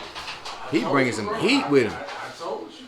If anybody sitting up in that doggone stand, Mike, in them seats, they should be nervous, Mike. Man, They should be nervous, Mike. I'll be nervous, but I take it as a challenge because I love challenges. Now, if they had that Yeah. mindset, now Deion mindset is what you just said. Yeah. Now, them players, he had to transform, he had to transition that energy that he has from him to them kids right there to understand, like, y'all should be scared. But if you're scared, you ain't gonna be in these seats next year. But if you ain't scared, you up for that challenge. Cause I'm all about challenge. So let me ask you this. And I told you who one of my favorite coaches is. Who I told you was. You said one of your favorite coaches is don't Nick say Saban. that. God damn it. I'm Yeah, you sorry. say Nick Saban. Yep. Do you think Nick Saban had that same attitude? Yes. Because Nick Saban don't Yes. sugar. Yeah, He don't sugarcoat he man. That's why when I watch Alabama play, Smiles down. I be sitting like, oh, I can't wait to see. Man, Nick Saban be chewing them jokers out. Players and coaches. He don't care. He dissect. They can be winning by 40, and he's still going off on them jokers and stuff. Because he has expectations. Yeah. I have expectations, and you do it wrong just because we winning. And you do it wrong. Just imagine you do it wrong next game when it's important. Yep. Come on now. That's the attitude he got. You know Deion, he loves Nick Saban. Yeah. So I Respect him a see, lot. and this just my theory. I'm not saying this is gold, but he loves because even when Nick Saban said what he said, Deion was mad, but he still showed how much he loved for Nick Saban and the respect because he's the GOAT. And I guarantee they done commercials and stuff. I guarantee Nick Saban showed Deion what it takes. A little bit of that blueprint. Say less, my guy. Say less. Thank you. Thank you. I'm going to be quiet on that. You go ahead and play. God, dog it. What? But remember them. He got 10 more coming. They dogs. You heard me? They dogs. That means you better be. Hey, y'all should be nervous right now because y'all don't know which position that them dogs coming in. Them dogs. Yep. That means y'all better be on y'all stuff. Y'all better be on y'all stuff. 10 toes down. Y'all better be. Y'all. Matter of fact, after this meeting right here, y'all better go work out. If Deion's scared right now, the position he took, he ain't showed it. go hunt, and they gonna eat. They gonna hunt. They gonna eat. This is your opportunity. Don't get outside and start talking when you got me right in front of you. Let's get it over with now. Anything you want to say. If it's a question, it could be anything. Yes, sir. The position coaches are keeping. The position coach is my keeper, probably not. Right? It's going to be one of the best staffs you ever seen in summer. They come. Best staff you've seen in Best recruiting summer. staff you ever seen. So one of the questions one of the players asked your position coaches, who are he said one of the best position coaches that's going to be assembled. Some of the best positional coaches that's going to be assembled. That means he got some up his sleeves on that part too.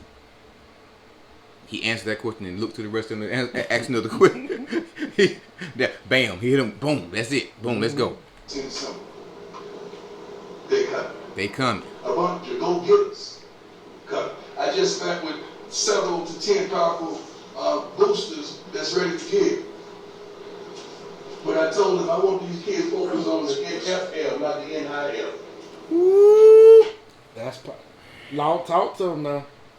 Now, first, you heard what he said. He got boosters already ready to give. In which, well, he didn't say on here, but I've been reading up. Because ever since this popped off, I've been reading up. He got a booster already ready. Got $2 million already just to throw at them to go ahead and start making a stuff. booster. A booster. $2 million. That's one booster. One booster willing to throw $2 million at the football. Please look program. it up because I'm not lying. I do my research. There you go. You gotta have that. Gotta have them receipts, baby. Gotta have them receipts. He said he already had a meeting with 7 to 10 boosters. My man say he did research and he said that one of the boosters already willing to give $2 million to the football program. Excuse me. He said 7 to 10 ready to donate, ready to give, ready to give. What is that? Is that power? That's power, baby. That's power. Hey, you gotta get the power first, then the money gonna come for sure. For sure. The money gonna come. You get the power first, the money gonna come. Need to add to that? Or you good? I'm coming. He come. But guess what they told me? They coming. They coming. Good question. Let's start it off. Some more. Great question. So we got some talking. People that want to talk now. No, they quiet now. Is that what they like when they want to talk, right? Oh man, let's get it out. Yes, sir. What are the major changes you see in Everything. Major change. One of the athletes just said, what type of major change you gonna have coming in? That dude said everything. You won an 11, so what the hell you? Right. Shannon, talk to him. Hey, skill. You won an 11. You got the nerve to ask me what type of change is gonna come to the organization? Everything gonna come, skill. I'm coming. Everything gonna come. Everything gonna be a change. Everything to whatever been going on right now. The way you take a shit, you gonna yeah. The way you sit on the toilet, skill.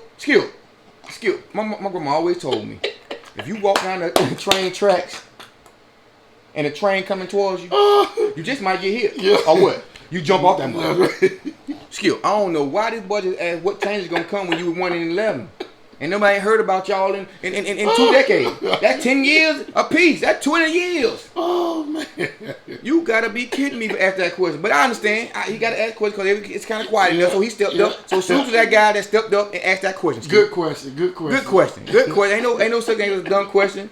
But we just break it down. You know, it ain't no such thing as a dumb question. But however, you 1 in 11. You ain't got no room. Everything need to change. Yeah. Everything need to change. You 1 in 11. You a D1 school. Everything need to change.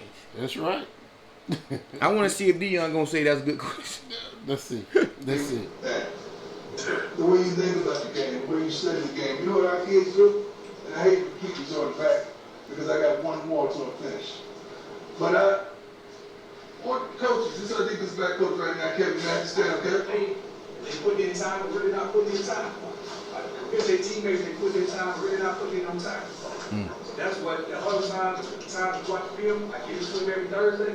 We go through every last one of them to see who's actually putting in that time. Who really want to be for the team.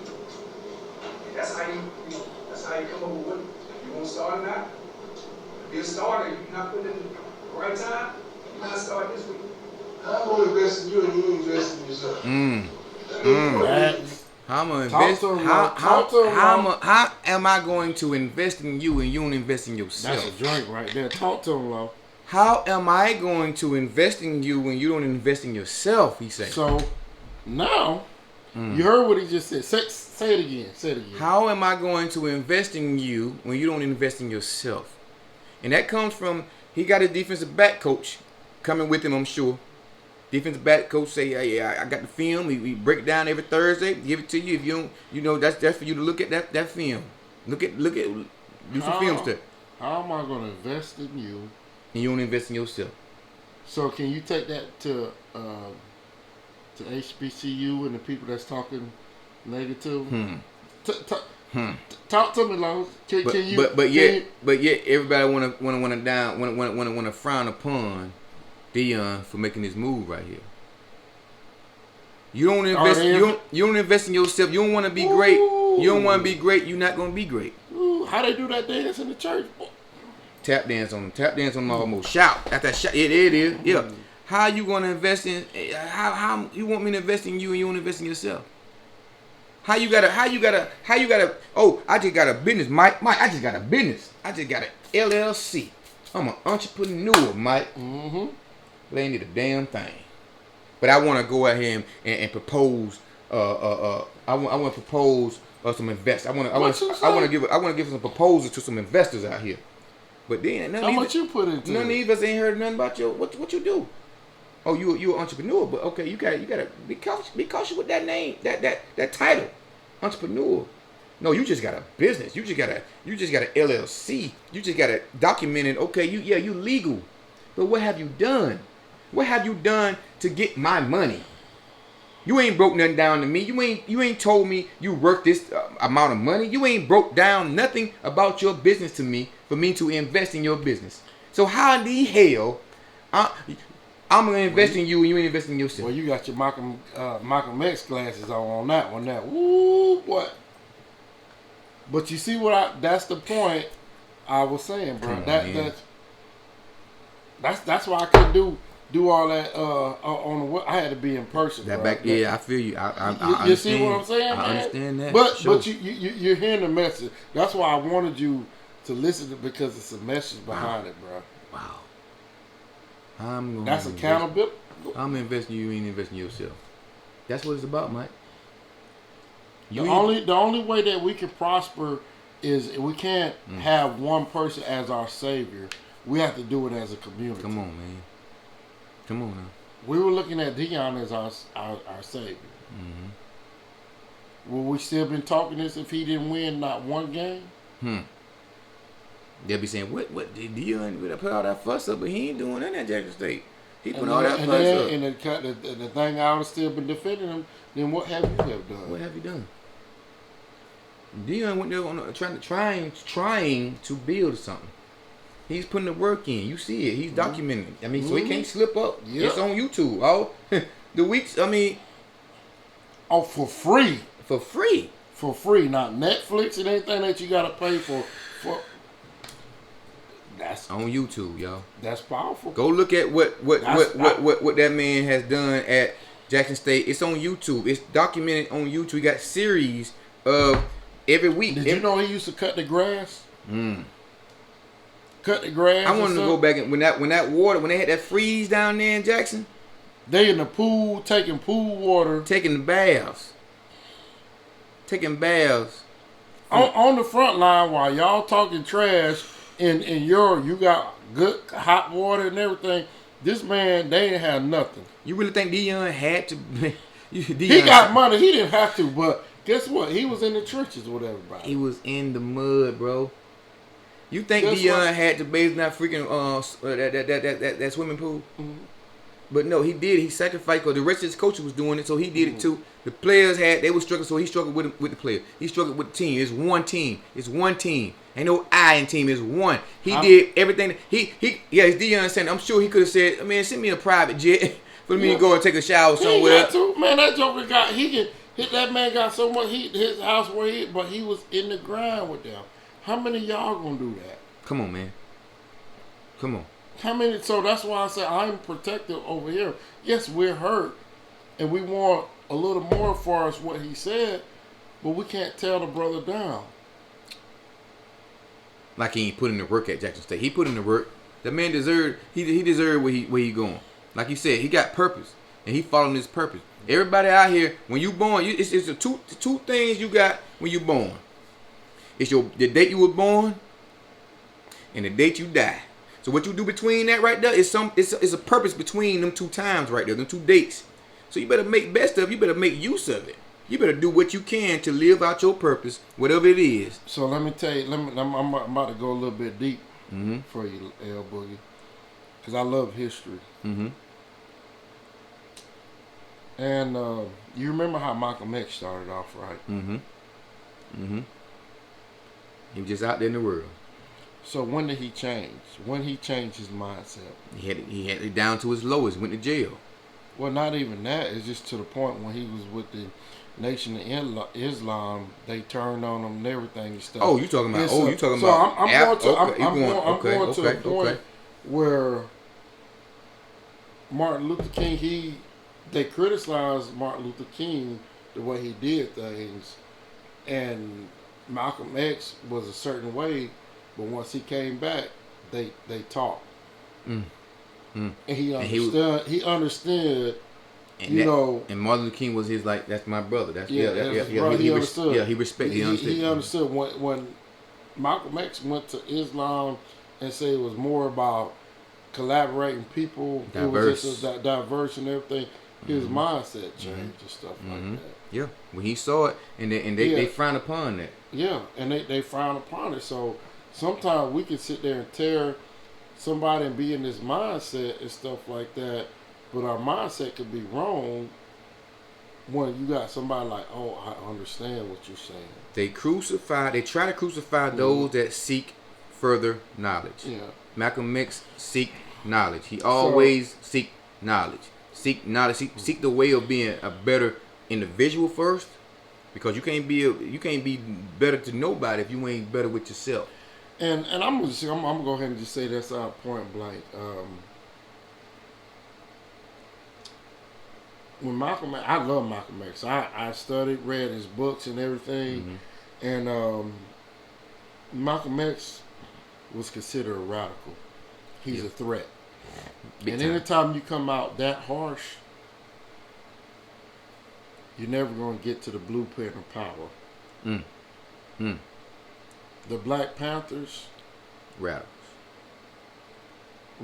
But what all they did? So sometimes you got to realize when you're going against a force of power that want to control that, and you come radical, that's not the way of life. It's not going to work.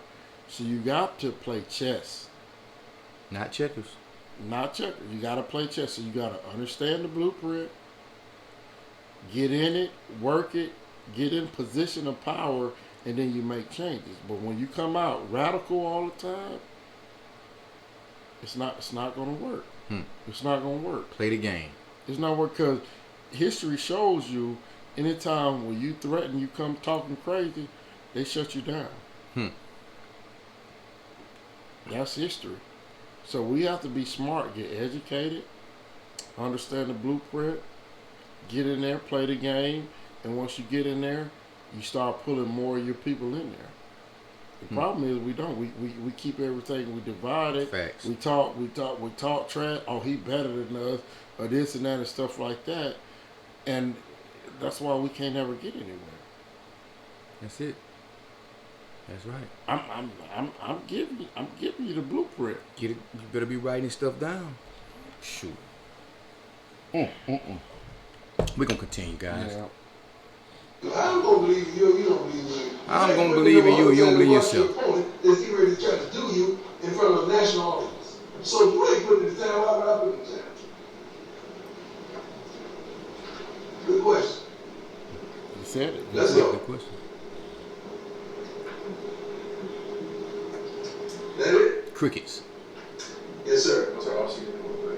It's gonna be a lot of work. Summer.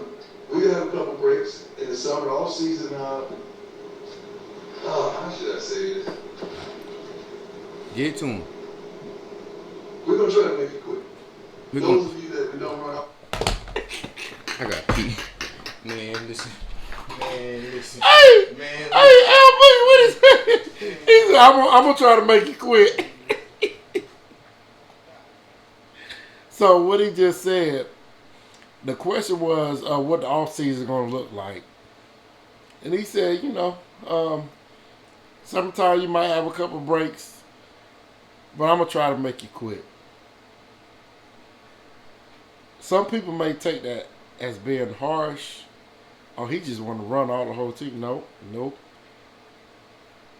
When I hear him make a statement like that, I'm trying to find out who the dogs.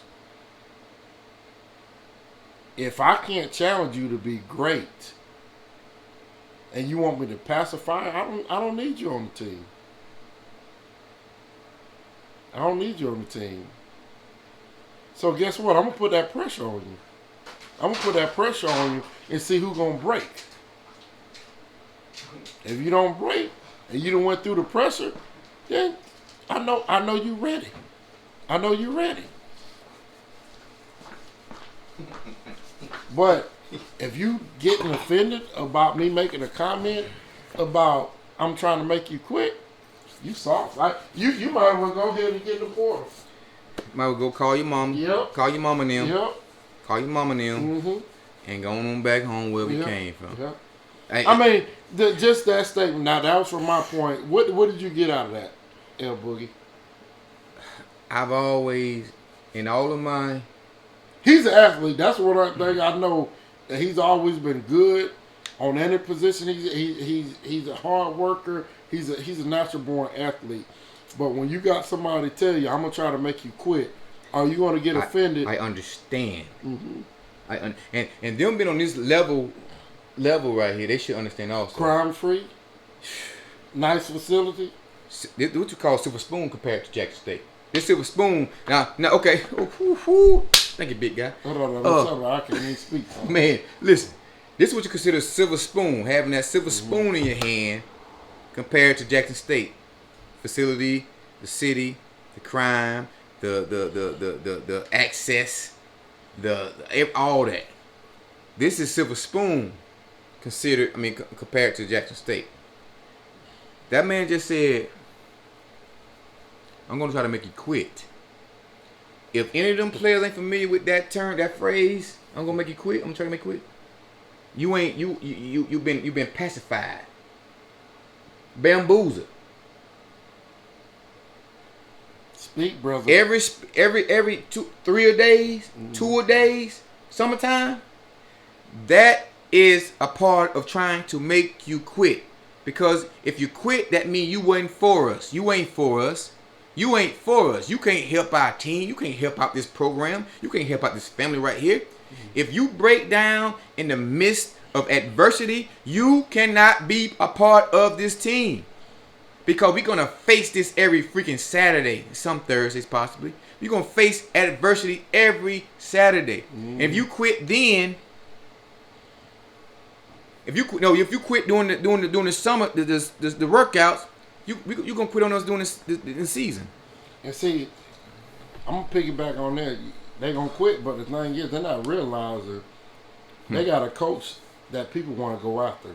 The head coach, the players, and everything. You, the representation of that coach. Come on. They don't want him to. So, whoever he coach, they're going to try to go hard on the players. Right. See, they're not seeing that part. So, he's setting the standard. When he come out, I can't have no soft motherfucker on my team. Excuse my language. Talk about I can't have no soft person on my team. Because guess what? They come to get me. If you quit in practice, you're going to quit in the game. And you ain't facing when you're in the game, you facing other people from all across the United States, all over. You ain't facing your brother next to you. There you go. You ain't facing just the guy that's on your team every day, all the time. You on Saturday, you gonna face somebody that got a different type of skill set, different type of skill set, different type of knowledge, different type of what they call it,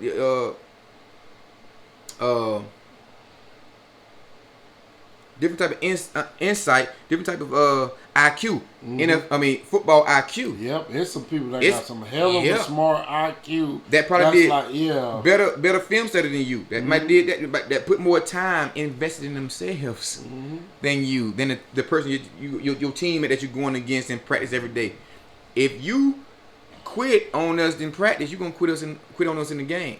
So I'm gonna try to make you quit. I'm gonna dig every piece of your soul out of you to see where you are on this team. We're going to pull that out of you. Stop right there. Play it, because okay. What you just said. Oh, boy. Yeah, and I ain't never seen this one, y'all. Yeah. I done watched this 4 times. That's what I was seeing from the play. I want the ones that don't want to quit. They want to be here. They want to work. They want to win.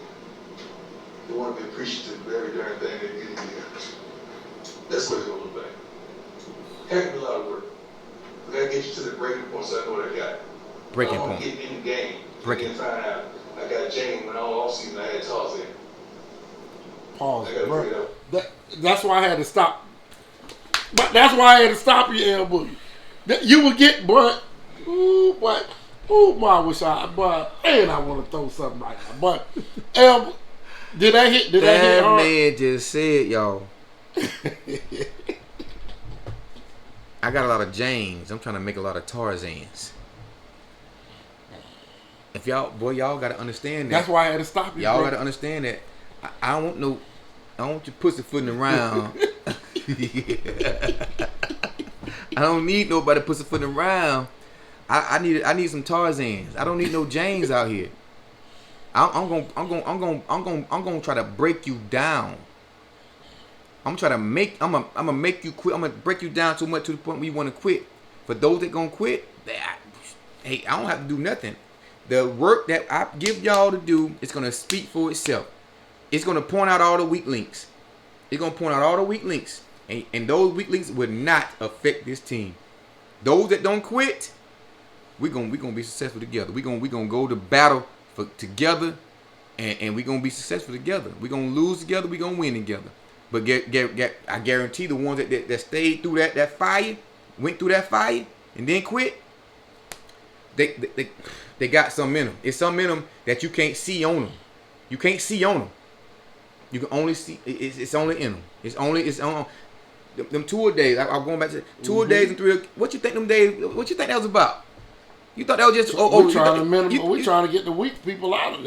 You think that just work out? Yeah. No, we are doing 2 and 3 days, having y'all sleep in this gym next to each other between breaks of your next practice. You want to bitch and complain? Take your ass home. I don't need you. We want to see who's gonna quit. We gonna see who gonna quit.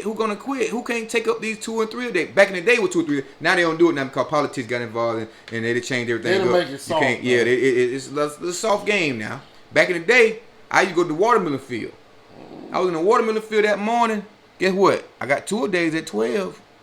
They start 2 days. I got watermelons, tobacco.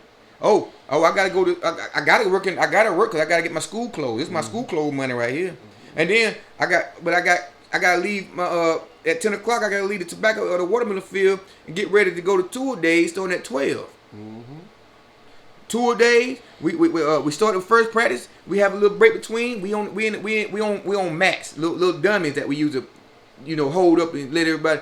We land on those just rest just to rest. We get a little lunch in there, get a little rest, and here come 4 o'clock. We back at the next practice. Here we go. We there all day, baby. 2 days and 3 days. Back in the day, we do 3 days. Morning, afternoon, evening. We there all freaking day. All for a week. 3 days for a week. Then they changed it to 2 days. Then they changed it to the point I don't know if they do 2 days no more. I think they just do one big practice or what, I don't know. But they changed it. But we had those 3 days and 2 days to see just who gonna quit. Who gonna stand up. And a lot of people quit. Those that stood firm, they successful to this day because you got discipline in all these practices. It ain't just to make you look stupid, humiliate you, or this is a team. This is a family out here. You can't embarrass me because it's family. Because I know if I get embarrassed right now, the one that you consider the top player on the team probably get embarrassed the next play.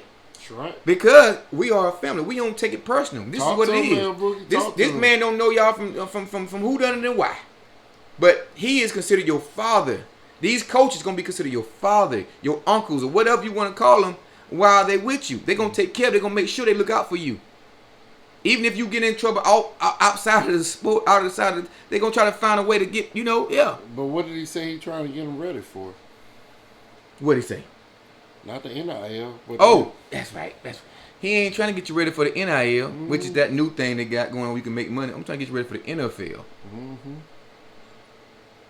Cause that's security I'm gonna right tell there. you like this: my team sorry as hell, but it's a NFL. I have multiple teams that I like.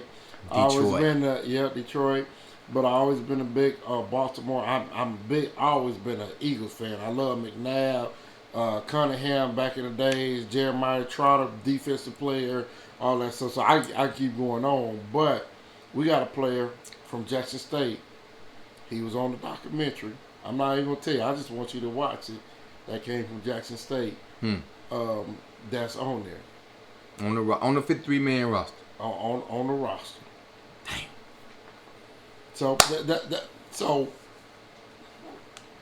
I'm gonna try to break you. Mm-hmm. Every piece of soul, yo, everything about you. I'm trying to break it. I'm trying to take it from you. That means a lot. That's not no disrespect to nobody, no parents that raise these boys. It's nothing like that. It's just the fact that I'm trying to make you disciplined, make you go through stuff that you will go through in life, but try to help you find a way to get out of that situation. But you know what? Who's gonna talk shit about it is somebody who never played sports. Facts. Come on. Facts. Don't understand. No, and I'm gonna tell you like this. I guarantee military people understand when they went Absolutely. to book camp. Marine Corps people, That's they what it's can about. understand. That's the concept The of same liquor. concept, bro. What they gonna do? I'm gonna break you down. I'm gonna talk shit to you and make you feel low and everything and stuff. They do it for a reason. I'm gonna snatch every piece of life out of you. But when people who've never been in environments like that, they the ones who got Don't do that to something my say. son. No, I don't want him playing on that shut team. the fuck up and let that man be a man. Let that man be a man. That's why we got so many men, supposed men, sit down and pee. Yep. Stand up and piss, boy. Yep. Go outside around the corner like I just did and pee. You better be careful. You get counsel for that. Now you can't do that. Now What that? you get counsel for that crap. Counsel now. me. Hell, Facebook just counseled me. Facebook just counseled me. But yeah, you don't get that. Yeah. I ain't even say nothing about no goddamn cricket. Yeah, I like when cricket Pakistan came out. cricket team in I thought you Pakistan. were talking about going fishing with a cricket on. Man, I showed you. They cut me off because they said I was talking about Pakistani cricket team. Mm-hmm. I'm like, man, we were talking about Deion. What in the world? I'm confused. Anyway, I think somebody did that. I think somebody don't care for what's going on. I ain't saying nothing. I don't know what it is. It is what it is. It is what it is. We're gonna keep grinding and moving because we ain't about negative. Facebook ain't gonna break me. We're gonna keep rolling. So if you shut us down, this or that and stuff, We'll guess find what? another way. We're gonna find another positive way. We're not gonna indulge in negative. We're to the age and we're moving on where we're not gonna let negative influence anything that we do because we got big purpose, just like him. Purpose, big purpose. You heard? Yeah. Big purpose. Big purpose. purpose. Understand that. Here we go. Yeah, and I'm gonna get you there. Great question. Yes, sir. What's your plan for like the injured guys? Get treatment. If you're salvageable. If you don't know this, they told me you weren't there, it's a wrap. We're gonna hug and kiss and say goodbye. What? God damn. Never go. Never go. He said, get treatment if you're salvageable. He said, if you ain't salvageable, we just gonna hug a kid and say goodbye. Kid just asked you. How is it? How is the treatment when like if you're injured? How is the treatment? What's the treatment? What I mean for the injured or whatever? He said you go to treatment. And if you don't get well, you salvageable. If you don't get well, we just gonna hug and kiss, say goodbye. If you salvageable. If you man, listen. Deion, I just want to say, if you ever see this when he posts this, we love you, man. We love man, you. Send us a jersey. Hey. Hey, I'm on your side. I used to dress like you when I was in Little League. Yeah. God dang it. Yeah. was I ain't had no Little Jerry curl, but I ain't no Jerry curl. I ain't no Jerry But curl. hey, if you see this, hey, we fucks with you, man. I played baseball and football because of you, Deion. I was 21 because of you. I got old Little League pictures somewhere floating around here. And I was dressing like you, every socks and Deion shoes and my Hey, glove. just fly us to Colorado, man. Just fly us to Colorado. That's it. You know what I'm man. saying? That's all. Yeah, that's one game. Little game, Yeah. you know. Yeah. Little game. We Colorado. ain't We sure- are we in ain't South sure- Georgia where Yeah. it never snows. Yeah. We want to see some snow. Hey, we got some athletes right here, man. For sure. We Brooks County. I'm Deion. I'm Brooks sure County Deion right know. here. I'm sure Deion Yeah, know. influencer. We got influencer about us. Come on, man. You know My what I'm son. Hell, I don't want shit. my son about, I said, hi. That's a long ride to Colorado, but goddamn, we'll you get get there. him. Yeah. You know, if you can't get us there, Hey, just give us a shout out or something. Just shout out, man. Something. Cause, hey, we coming. We understand what you're saying. We understand your move. We understand everything you just done, Deion. Not because you're Deion, because we understand. We understand, and we coming. We've been out here in this world long enough. Yeah, and we coming. We coming. I just what it is. We coming. We coming. God dog it. Let's go. Anything else? Yes, sir. Are we keeping the same for the staff or? Probably not. Haven't made that distinctive decision yet. Totally. He asked, one of the kids asked, will we have the same staff or not? Nope. Damn. It ain't happening. Damn, they asked me. The whole staff been fired except one. Deion kept one of the staff members. I want to say he's a tight end. Don't quote me for this, but he only kept one. The whole staff is done. Deion he's putting a dream team staff. He's getting people that was head coach. He got one head coach that was the head coach for Kent State, and he had a hell of an offense when he was at Kent State. Listen to me now. I'm not just talking. Do your research and stuff like that. And what one you just showed me today about the one from... He getting to Alabama, one of their coordinators from Alabama. Going to be working with the safeties and stuff like that. So I'm gonna answer that young man question. No, you ain't gonna see no face you seen but one that been on the coaching staff. So he's bringing heavyweights. Now I know he reached out to Willie Taggart, which Willie Taggart had some interviews with some NFL teams too as well. So we don't know what the status is with Willie Taggart. I'm hoping Willie will go with Deion. I hope he do too. Because former head coach FSU. I don't think there's a whole lot of opportunity for him because who politics. he is in politics and who he is and not having the wins. But I think if he get up under Deion, which is going to win, he's going to recreate a lot of his staff members where they're going to make it marketable. And I need y'all to understand the position of a head coach now. All right, position of head coach is like the head coach is like the general. Mm-hmm. He's an overseer. Mm-hmm. You know what I'm saying? He don't have to have a position that he coach. Mm-hmm. He can be familiar with the game, have a very high IQ of the game. It's called management. His job is not to be coaching no position if he don't have to. You bring those guys in. You oversee it. You yes, no. You oversee everything. All right. So what he just explained is basically, I'm bringing guys in that know the game, that been in top positions at big time schools. Willie Taggart for one. He was a former head coach of Florida State Seminoles, FSU. Oregon State. Oregon. He was at Oregon. So he's been around. He know how to move around a team, let alone Colorado that's 1-11 this season. And he's been in college football for a long time too, right. So he understands the X and O's and understands the conference too. So a lot of people, it's like management is a science. Big time. Good word. And every position I had, I always been a manager. But one thing that I always been successful is getting the right people in place. Delegate. That's right. Delegate. You got to get the right people in place. The manager don't know everything. The manager's specialty is getting the right people in place to execute. And that's what the head coach do. Blueprint to power. Come on, man. There's probably a couple of decisions I had made as a kid. We just got to kick the butt last night. I got to have another day. Great question, though.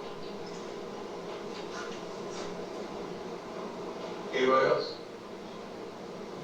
Coach? Coach Hart? Linebacker coach? How long we been together, Hart? 16 years, 17 years. Damn. Coach Fred, how you doing, sir? What's going on, Coach Fry?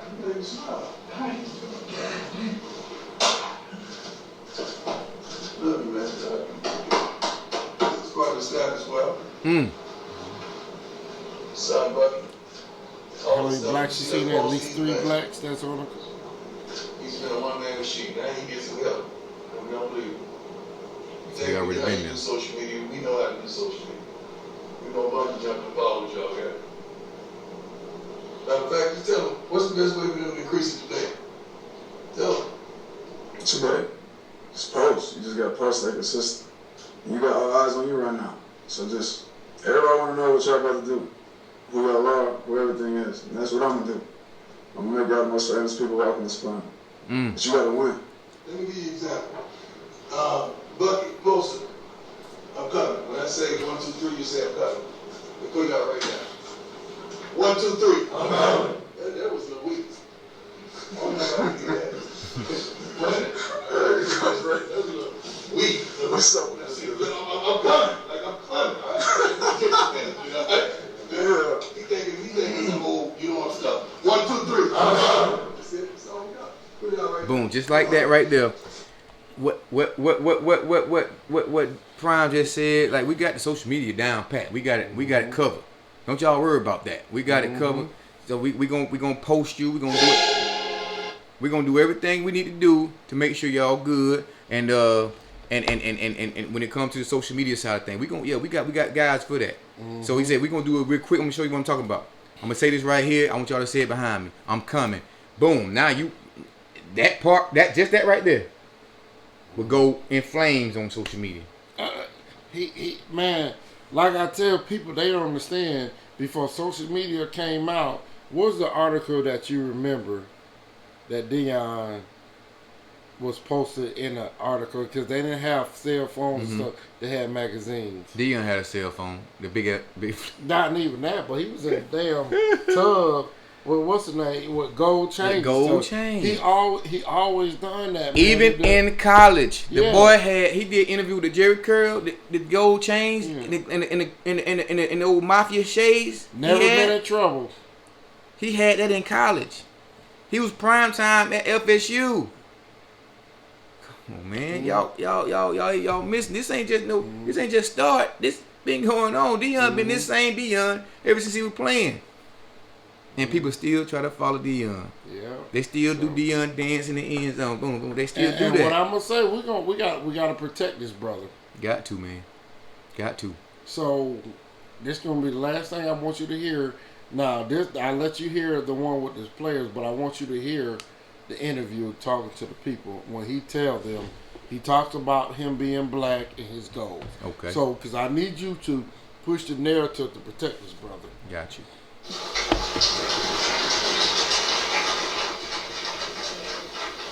Thank you and welcome. Thank you for joining us today. It's official at the University of Colorado Boulder. We're ready for prime time. What do you say?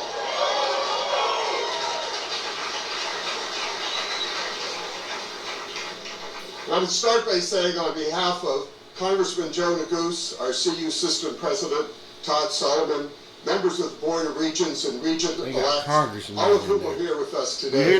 I'm thrilled to welcome Deion, Coach Prime Sanders to the University of Colorado as our 25th full-time head football coach. You see, it looked like you having a night. You know what you eat with No, I ain't gonna go there. No. But boy, is a lot of white folks there. A lot of white supporters. Did you hear a congressman? Congressman. You got the congressman. Like the congressman. Just at this official interview, when his first interview, talking to the people at Colorado. You know, announcing that he's the head coach and everything. And the reason why I'm playing this, I didn't want to play it, but I want people to hear because they only hear bits and pieces and stuff. But he's going to tell you everything that he's trying to do. Then he's going to talk about, him being black and the problem and everything. When a person do that in front of all white, let me hurry. Power. Yes. Power. So the money is already there. You got the power. Yep. Come on, man. All right, let's go.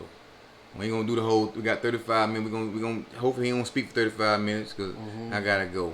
I gotta go. But anyway, we gonna listen to Deion speak, and we gonna go from there. We gonna pause periodically throughout the speech too.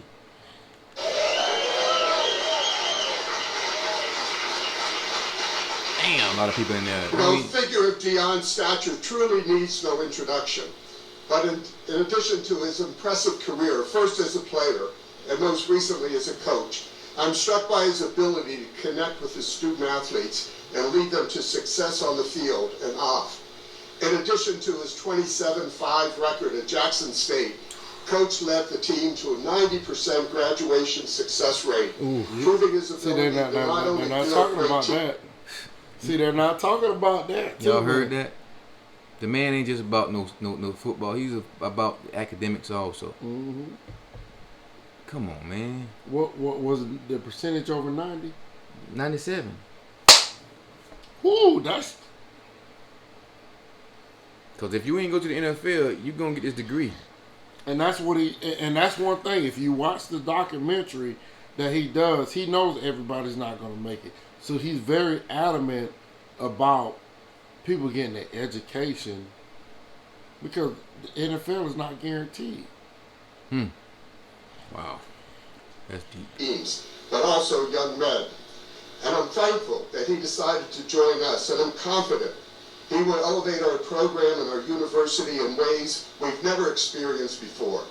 I'm also very thankful for our athletic director, Rick George, who worked tirelessly to conduct a nationwide search.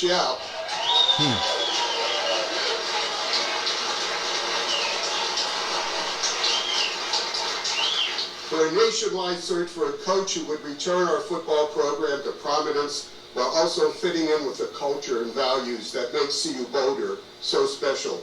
Rick set out to make a transcendent, transformational hire, and he succeeded. Any endeavor this big takes a team, and I'm excited to announce that from the administration standpoint, we're working to give Coach and all of his student athletes the tools they need to succeed. In conjunction with our faculty partners, we're updating some of our transfer credit review processes with a program. So, pause that.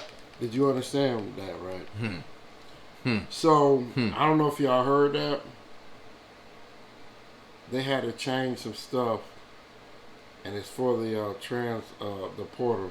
Getting them boys from Jackson to come with. I mean, they have to make accommodations to make sure, because when you transfer, you have to meet school requirements before you can just say that you can play football. You have to academic, it have to be, the courses and all that type stuff. What did he just say? He changed it up to accommodate, basically. They changed up their academic little thing to accommodate the academic transfer thingy to accommodate the players that he may be bringing in from Jackson. So, L Boogie, just by saying that, when I tell you about the blueprint of power, tell me what is the power that you just got out of that? All 48. The power I got out of that is Deion Sanders. I ain't just no regular person out here. I ain't just, something got to come with me in my presence. But did his power just change the whole narrative, for sure? Change the whole school up, y'all. His power has changed up the way they been doing things, in academic side of things. Academic side of things, not just the sports side. Academic. They just changed up the whole transfer dealings because of Deion. Is that coming from us? No, that coming from the man. What did he just say? Tell him again. They changed up the whole academic transfer system make them eligible. To make them eligible to come to Colorado. So the crazy thing about it, yeah, it's based on them boys coming from Jackson State, but just imagine players coming from other places. Bro, that's... Ooh. He just changed the whole game. He changed the whole game. He just changed the whole game, man. They just opened up the doors for Deion at this place. And y'all mad? Some of y'all are mad that he left Jackson State. I'm not crapping on Jackson State. He not either. But it's like, come on, man. You got that type of power. We got to get in the big leagues, bro. Yeah, y'all, we gotta stop. We got. Hey, man, listen. Once we get in the big leagues, because see, and the thing is, like, they don't. I keep saying they because you know they say the system. The system. But y'all got to understand, to compete in the big leagues. Stop acting like we own stuff. Okay, no, all right. So when it comes to football, what is the prominent? Who runs football? Whites. No, they run it, but who's actually the players? The blacks.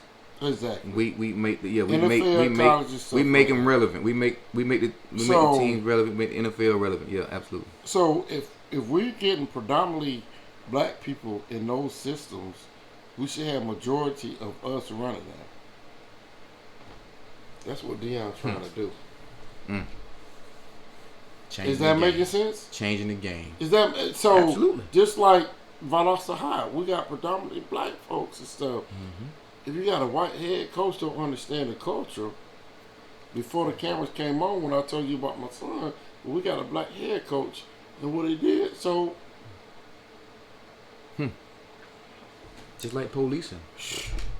It's the same thing, man. Just like policing. It's you know what, you just broke it down. Hey, that's real. You can't police no community that you ain't familiar with.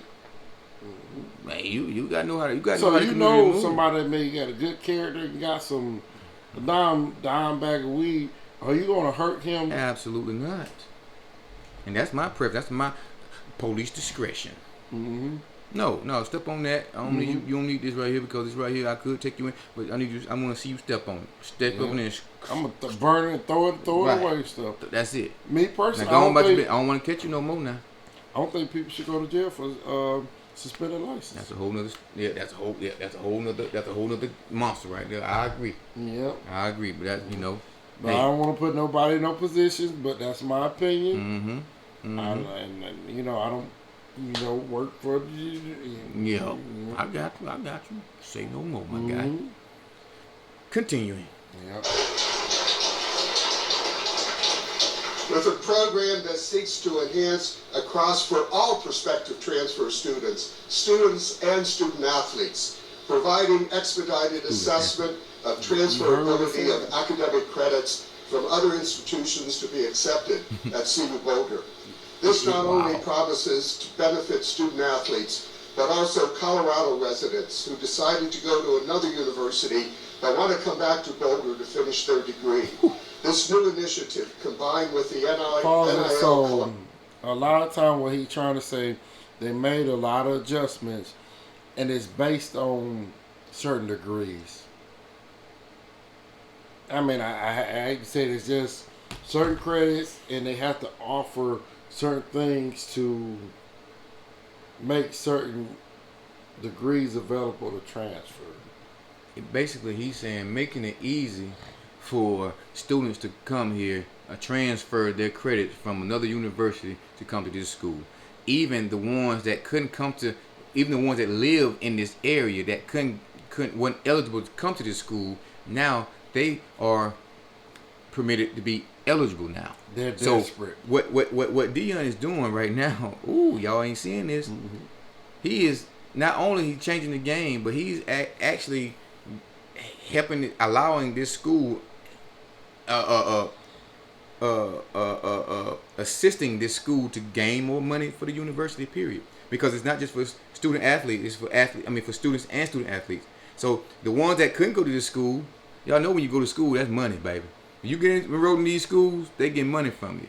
So what Deion has done, he has changed the whole little blueprint of this school that they've been going through. Now they're allowing the ones that couldn't go, that had to go out of state or to another city or another school that lived in that town, that want to go to that school. Now they're able to come back to this school and kick it. And the crazy part is, you're not hearing it from us. That's the man, right? The president. That's the man. He's shaking while he's telling it. They're not hearing it from us. Nope. So I don't want people to say, they don't know. First hand. Yeah. That's first hand. That's first hand, y'all. Continue. And our existing resources for student athletes which I feel are among the best in the country, will set our football program up for long-term success, both on and off the field. Finally, I'd like to thank our current football student athletes who endured an immensely challenging season, but always represented themselves in the university with incredible poise. They remain among CU Boulder's best ambassadors, and we're excited to support their success moving forward. As I've said many times before, a successful football program raises the profile of the university as a whole, evaluating the visibility of all of our achievements. And I know that Coach Sanders will raise CU Boulder to new heights, and I look forward to supporting Coach and our team next year and beyond. And now I'd like to turn it over to our athletic director, the person who got this all done, Rick George. Now we got Rick George. Fast forward. Okay, we're going to fast forward to Deion. I just want to get Deion because he talks about black folks and his goal, what he's trying to do. And I want people to understand that because they're worried about him taking money. But Deion got a big purpose on what he's trying to do. Shout out to Rick George, though. Yep. Shout out to the AD for Colorado University at Boulder. Shout out to him for doing what he had to do to get Deion. But did you hear how the dude say, I want to, thank our players for being here, even though during this challenging season, pretty much he was saying, y'all suck. And we good. But I want to salute y'all for participating. Hey, boy, they know how to shoot, boy. For participating. You know, that double speak, bro. Yeah. Hey, he was shaking the whole time. Shoot. Don't you ever tell me what you're up against. Wait a minute. To tell you what I know about him in the short time that I've gotten to know him. The chance was PrimeTime. Good time. Give me one of them, but I gotta give me one of them, boy. Coach Prime, 21. Yeah, how about that? Can't nobody wear 21 at this. Nah. Well, I'm not lost for words. I'm just trying to see some. Nobody ever did. Never been assistant. Wow. Took it. Don't you ever tell me what God ain't. Don't you ever tell me his limits. Don't you ever tell me what you're up against and what you can't do. And all the persons in the world, God chose me. For that I thank you. For that I love him. For that I magnify him. For that I glorify him. For that I praise him. For that I owe him. Each and every day. I'm trying to please him. Congressman, university president, several elected board of regents. I thank you, sir. And I thank you all for being here today. You have no idea the feelings that I have and the emotions that I have inside. Rick is a whole nother thing. I'm a match. Yeah. Can clap it up for him.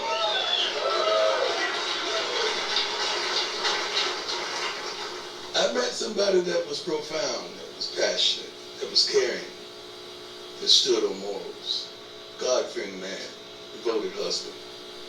Understands the game, understands people, understands life. And he will not stop till he's accomplished all that he set out to accomplish. You hear the words he uses. Man, right? So the thing, what I got out of it. Did you know, before you go that, do you know how many black people that didn't hire at Colorado? Like almost 3 people. Really? Ever? Yeah. He's going to be the most. Yeah. Yeah. Well, go ahead. The thing is. But you see the power of his words. Right. It's like, it sounds like that damn AD wasn't going to give up. Whatever the. He gonna talk about that. He man. Gonna talk. See, man, L Boogie, you see that, man. Bro, you got the same energy. See, I'm on this energy thing. We connect because of our energy, man. For sure. You going ahead of what he already talked about. Damn. He talked about that guy came out. He's slick, man. Yeah. He did. He said he met his match. I mean, dang, he just like me when getting things done. You know, like I'm persistent. I ain't gonna give up on. I'm whatever it takes to get you here. That's what I'm gonna do. That's what that. You picking up, boy. Man, I tell you, bro, you gonna be powerful, boy. You powerful, man. Boy. Y'all, love this boy here, man. He boosted me up, y'all. Don't do that. He boosted me up. Man, but that's what I mean. Like when Deion say, I can't drink by myself. You gotta have a damn drink with me, man. Just a little bit, man. Yeah. And we got. I've been drinking cranberry juice, y'all. We may have to do a part 2. We may have. We definitely might do a part 2. Yeah. We definitely might have to. We gotta respect family and stuff like that. For sure. But, toast to you, man. Toast to Deion. Love you, brother. Love you too, boy.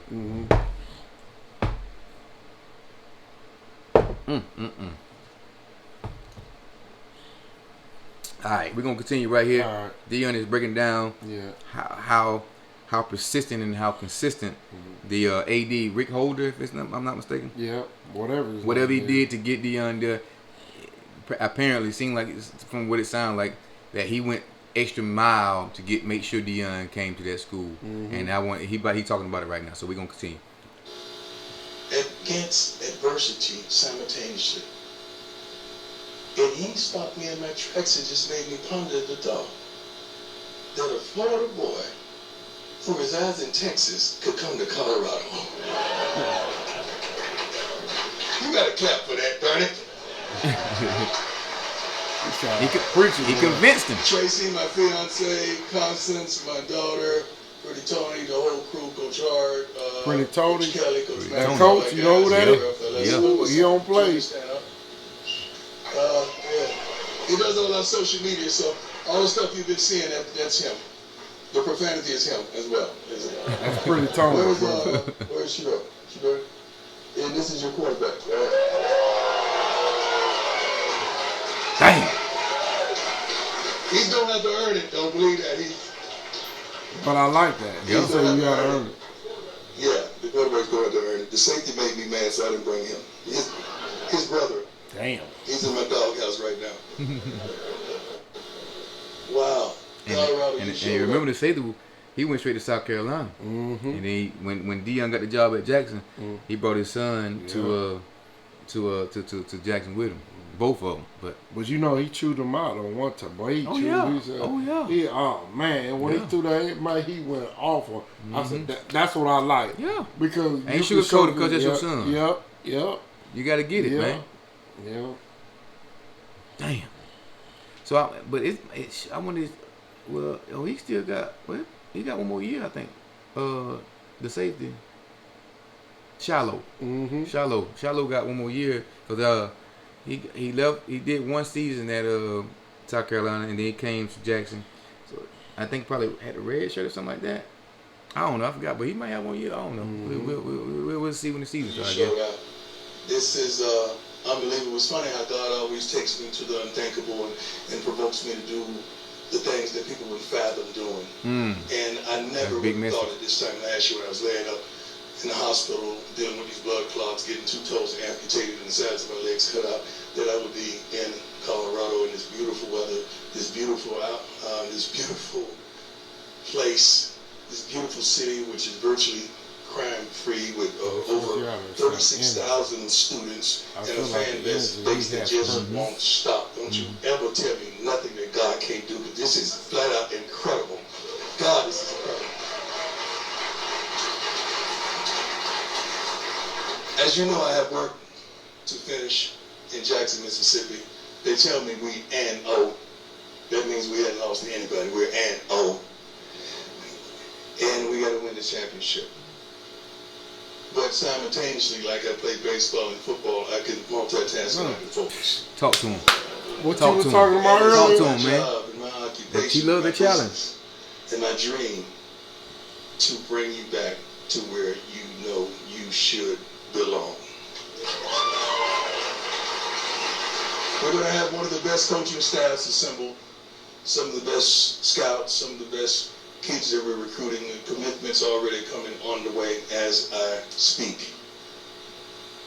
And now that I've gotten here and I see it, and I understand it, Rick, and I can grasp it, and I can touch it, and I can feel it, and I can taste it, I truly understand what you want. All you want is an opportunity to win, to compete, to dominate, to be amongst the elite, to be amongst the best. And darn it, I'm going to give you that.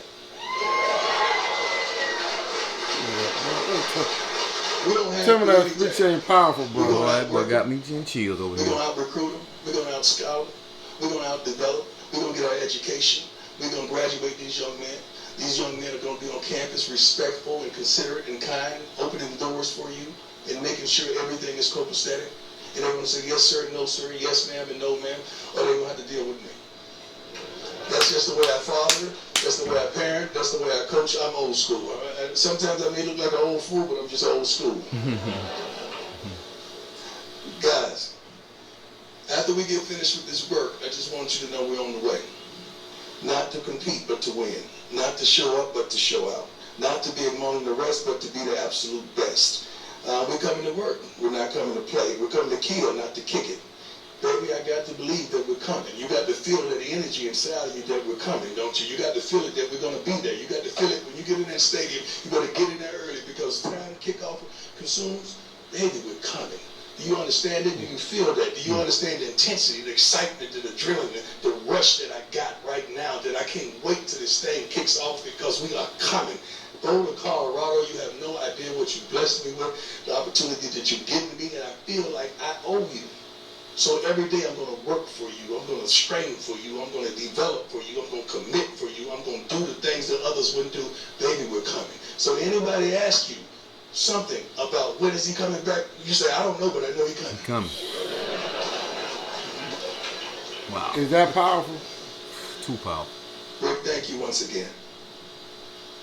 Because there are several African-American head coaches around the country that were terminated.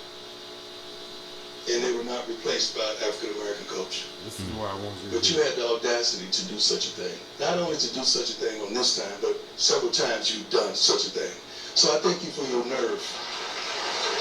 I thank you for your courage. I thank you for seeing past the color and the ethnicity and seeing the man with a plan to bring you back to the place of promise. Truly, my man, I thank you. I thank you. I thank you. God, I thank you. I want you to get ready to start seeing cameras because we film documentaries. Matter of fact, we have our doc drops. What's the date? December 15th. And this is going to be part of it. So we have a documentary so the kids, they want exposure. They want to be on television. December 15th. In action. But they got to understand the same thing that causes you to shine will show your blemishes as well. So we're going to give them I love it, man. We're going to give them the followers. He ain't We're gonna going to hide give them nothing. attention. We're going to give them the love. We're going to give them the support. And we need each and every one of you. Because the caliber of players that we're getting ready to bring to you, they don't want something. But guess what? I'm going to want something back. I'm not crazy about the NILs, but I understand the NILs. But I would rather our kids be focused on the NFL and not just the NIL. But if we have to do what we have to do to make sure they're comfortable, I want them to be comfortable. I don't want them to worry about anything. And from the complex in this facility that I've seen, shoot, I ain't worried about nothing the parents say. Look, I know you said I would bring the heat, but literally, we bringing the heat. Can somebody turn on the air around here? Darn it, I thought you said you had everything straight. I digress. And I can't wait to see you amongst town and just shake your hand and look in your eye and tell you how much I thank you for giving me this opportunity. Thank you, each and every one of you. This is a dream. This is a blessing. And we've only just begun. God bless. I have to pause there. We have to do part 2 because he goes into talking about black people talking against him. I'm still black.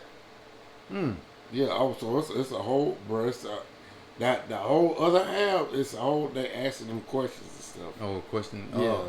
yeah. Damn. So yeah, I ain't gonna hold you up. I'm like we gonna start right here because I always save it in my but just when you brought up the Deion situation, I wanted to bring it from a different perspective and open your minds. If you agree with me, you agree with me. If you don't, you don't. But I wanted to enlighten you on different perspectives. Right. Challenge my perspective. Yeah. For sure. And understand Deion. And understand the purpose. Understand the blueprint. And understand the mindset. Facts.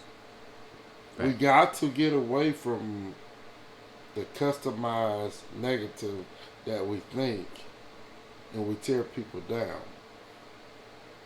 Remember, you heard what the word I said, customized, because we're custom to doing things a certain way, and afraid of change. That's right. Afraid of heights.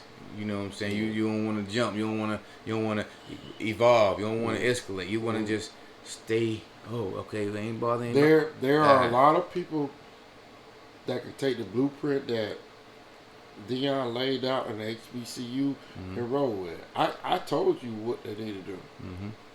You got your Jay-Z's, Beyonce's, all that type stuff. You know, businessmen that's in the Wall Street, black men. Do y'all know it's a lot of black men that's in Wall Street? That's millionaires. Do they contribute? So we got to start holding the right people accountable and don't put it on popular athletes and stuff like that. It should be rappers, athlete, movie, investors, and everything doing the same thing. Make it a competition. Like I told you, like if you got people that was wealthy in Texas and they got an HBCU, you know what? I'm about to network, bro. Man, we about to put the money. Make sure I put some money in like this thing so they because can bring JC got his HBCU up in New York. Man, we about to. But you, I'm laying out a blueprint. You see what I'm saying? Put the money in these schools. They can definitely bring people in, bring student athletes in. I mean, more money. You can bring the coaches in. You're able to pay them. You get a good coach, but also you got JC and a coach coming in. What you think gonna happen? Talk to me. They just want to be around greatness. Yes. Just want to be you around. Got there rappers and everything coming around. I want to be around Deion. He showed you the blueprint. Yep. So we can't get mad at him. Now he about to provide another blueprint. I'm about to call him and see if I can be a water boy. Hey, me too. At Colorado. Hey man, what's up? You thirsty? Shoot, I'll be the. I wash all the clothes and everything for him. Water boy gunslinger. Yeah. So that's all I'm saying, man.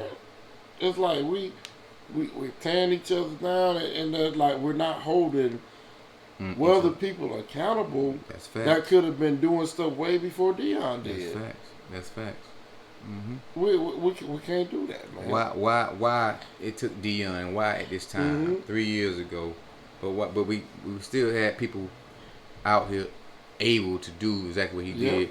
But y'all forget about the sacrifice he took to go to Jackson State. Y'all forget about that part. But now y'all all jumping down his throat. People are jumping down his throat. Howard is one of the top black colleges out there. Why we couldn't make that a Harvard? We have people that's out there that got the resources and money and stuff. He showed you if you have, and that's the people. The thing I'm trying to say, he just showed you. If you're in a position of power, you can get the resources and everything to push the agenda that you need. Now, y'all trying to hold on to Deion, where the community is not taking part in it, and wealthy people. How long do you think he can handle that? Drain him out. He's been there 3 years. He got Nike. I'm not Nike. Under Armour and Walmart to help, owned by white people. I didn't hear anything about black folks owning anything. He used his money and used his time to help maintenance around the facility. Lights, Matter of fact, we're gonna start with the people in the stands because the stands are filled. Then he got lights. He added lights to the stadium. He got this little little grass turf, little field turf he got on the stadium and on the field. Man, come on. We gotta hold people accountable. So I'm just talking real. So if you want to make change and then push our agenda that we're talking about, people in our community gotta step up. We're Jordans come out. We spent $400-500 on some Jordans. Boy. I've never bought a pair of Jordans. Boy, never. I had them bought for me, but I've never bought a pair of Jordans. Never bought a pair of Jordans. So we gotta look at our values and stuff and know, what we want to talk about. Man, Lord. Y'all see it, y'all hear it. It's right there for the taking. We just gotta get off our butts and go take it. It's right there. Stop waiting for people to give you a handout. Go make stuff happen. Go make stuff happen. But you heard what he said. Say it again. Stop sitting on your butt trying to wait. And I'm gonna tell you like this. I don't trust politics. Democrats hurt us. And I'm gonna tell you why they hurt us. A lot of stuff that they push to make us dependent. Any people that's on welfare, stamps, all that type of stuff, I feel like there should be something put in place where you shouldn't be dependent on it. You should get some type of education or this and that and stuff like that. Make them get am I right? Make them get off their butt and get out and do the work. But if you keep making somebody dependent, they're not motivating themselves. They take advantage. They're never going to progress to something better. Yeah, you're right. White folks back in the day used to take advantage of bankruptcy, welfare, and everything. Black folks had a pride. No, I am not taking that. The older people, but now it flipped. The unity, man, they'll ride that thing out and 20 years. And it keeps the cycle. Y'all not understanding the system that you to keep the mindset in. I mean, tell me if I'm wrong. Do you think I agree. People that's on welfare should be pushed to get education, this and that stuff? Yeah. Where we're working hard. We trying to do hard, get you out of this slump that you're in, this welfare dependency that you're in. We're trying to get you out of that so you can be independent. Instead of sitting there accepting the welfare that we give you, why not push them to, okay, you got to show us, just like they say when you're unemployed. Unemployment, you better show us where you fill out applications so you can keep this unemployment. Yep. Okay, why they don't carry that on then? Why they don't carry that on? Cause show us where you doing applications so we can, you ain't gonna. People getting $1,000 stamps, buying crabs and I got a budget just to buy shit. I go to them people's house eating crab legs too. Yep. For the record, now, as long as y'all use government, I'm gonna contribute by coming and put my presence in play. You're gonna see me because I want some crab legs. Yeah. So I just don't want our culture to be lazy and accept everything that they give us, because anytime somebody give us something, you don't appreciate nothing because you don't understand the working hard for something. Talk to them. Because everything that you do, everything that you got, you work for. Right. Somebody breaking your stuff right now, you're going to be pissed. You better hope I don't catch him. Even though he can be replaced, but you work hard because what? I work hard to have what I want, get what I want for my family. But if somebody constantly gives you something, they don't appreciate you. Don't appreciate that. Mate, we're going to end it on that. Great dialogue. Great dialogue. It was all based on Deion Sanders and his transition from Jackson State to Colorado. We still got a part 2. We got to finish it. Yep. We're gonna do a part 2 and listen to his question Q&A that they gave him. But it's late right now, and I know it's been 2 hours and 33 minutes in. Oh damn! It's almost 1. Oh yeah. Oh shoot, boy. See that? I'm glad I'm already home. Yeah. But darn. we're gonna continue this, guys. But this is probably the way we'll be going live because of Facebook. But this is probably the way we'll do it. We'll record. We're gonna get his likes up on YouTube, and we're gonna go live. I told him this long time ago. Yeah, he did. YouTube. Yeah. I need at least 50 followers to start my YouTube live. So and we y'all can say go fuck Facebook. Yeah, go to YouTube and Seven Smoke Cigars. Seven Smoke Cigars on Facebook. I mean on YouTube. Go follow that. Go subscribe, please. Subscribe. I'm gonna be pushing that for the next. I'm gonna be pushing it forever. I'm gonna be pushing. Yeah. Go subscribe. Seven Smoke Cigars. We can't let them stop us. Nah, they ain't gonna stop. No, they ain't gonna stop. No, we got too much power, baby. But yeah, again, thank y'all for joining me tonight. Shout out to my brother Michael Brown, Michelangelo the Godfather, what I call him. You know what I'm saying, big bro. But yeah, thank you for joining me tonight, man. I appreciate it. Your knowledge, your wisdom, your perspective. I gotta kiss my nephew. You know what I'm saying? Okay, for sure. But yeah, that was Mike right there. He gotta go drain the main vein.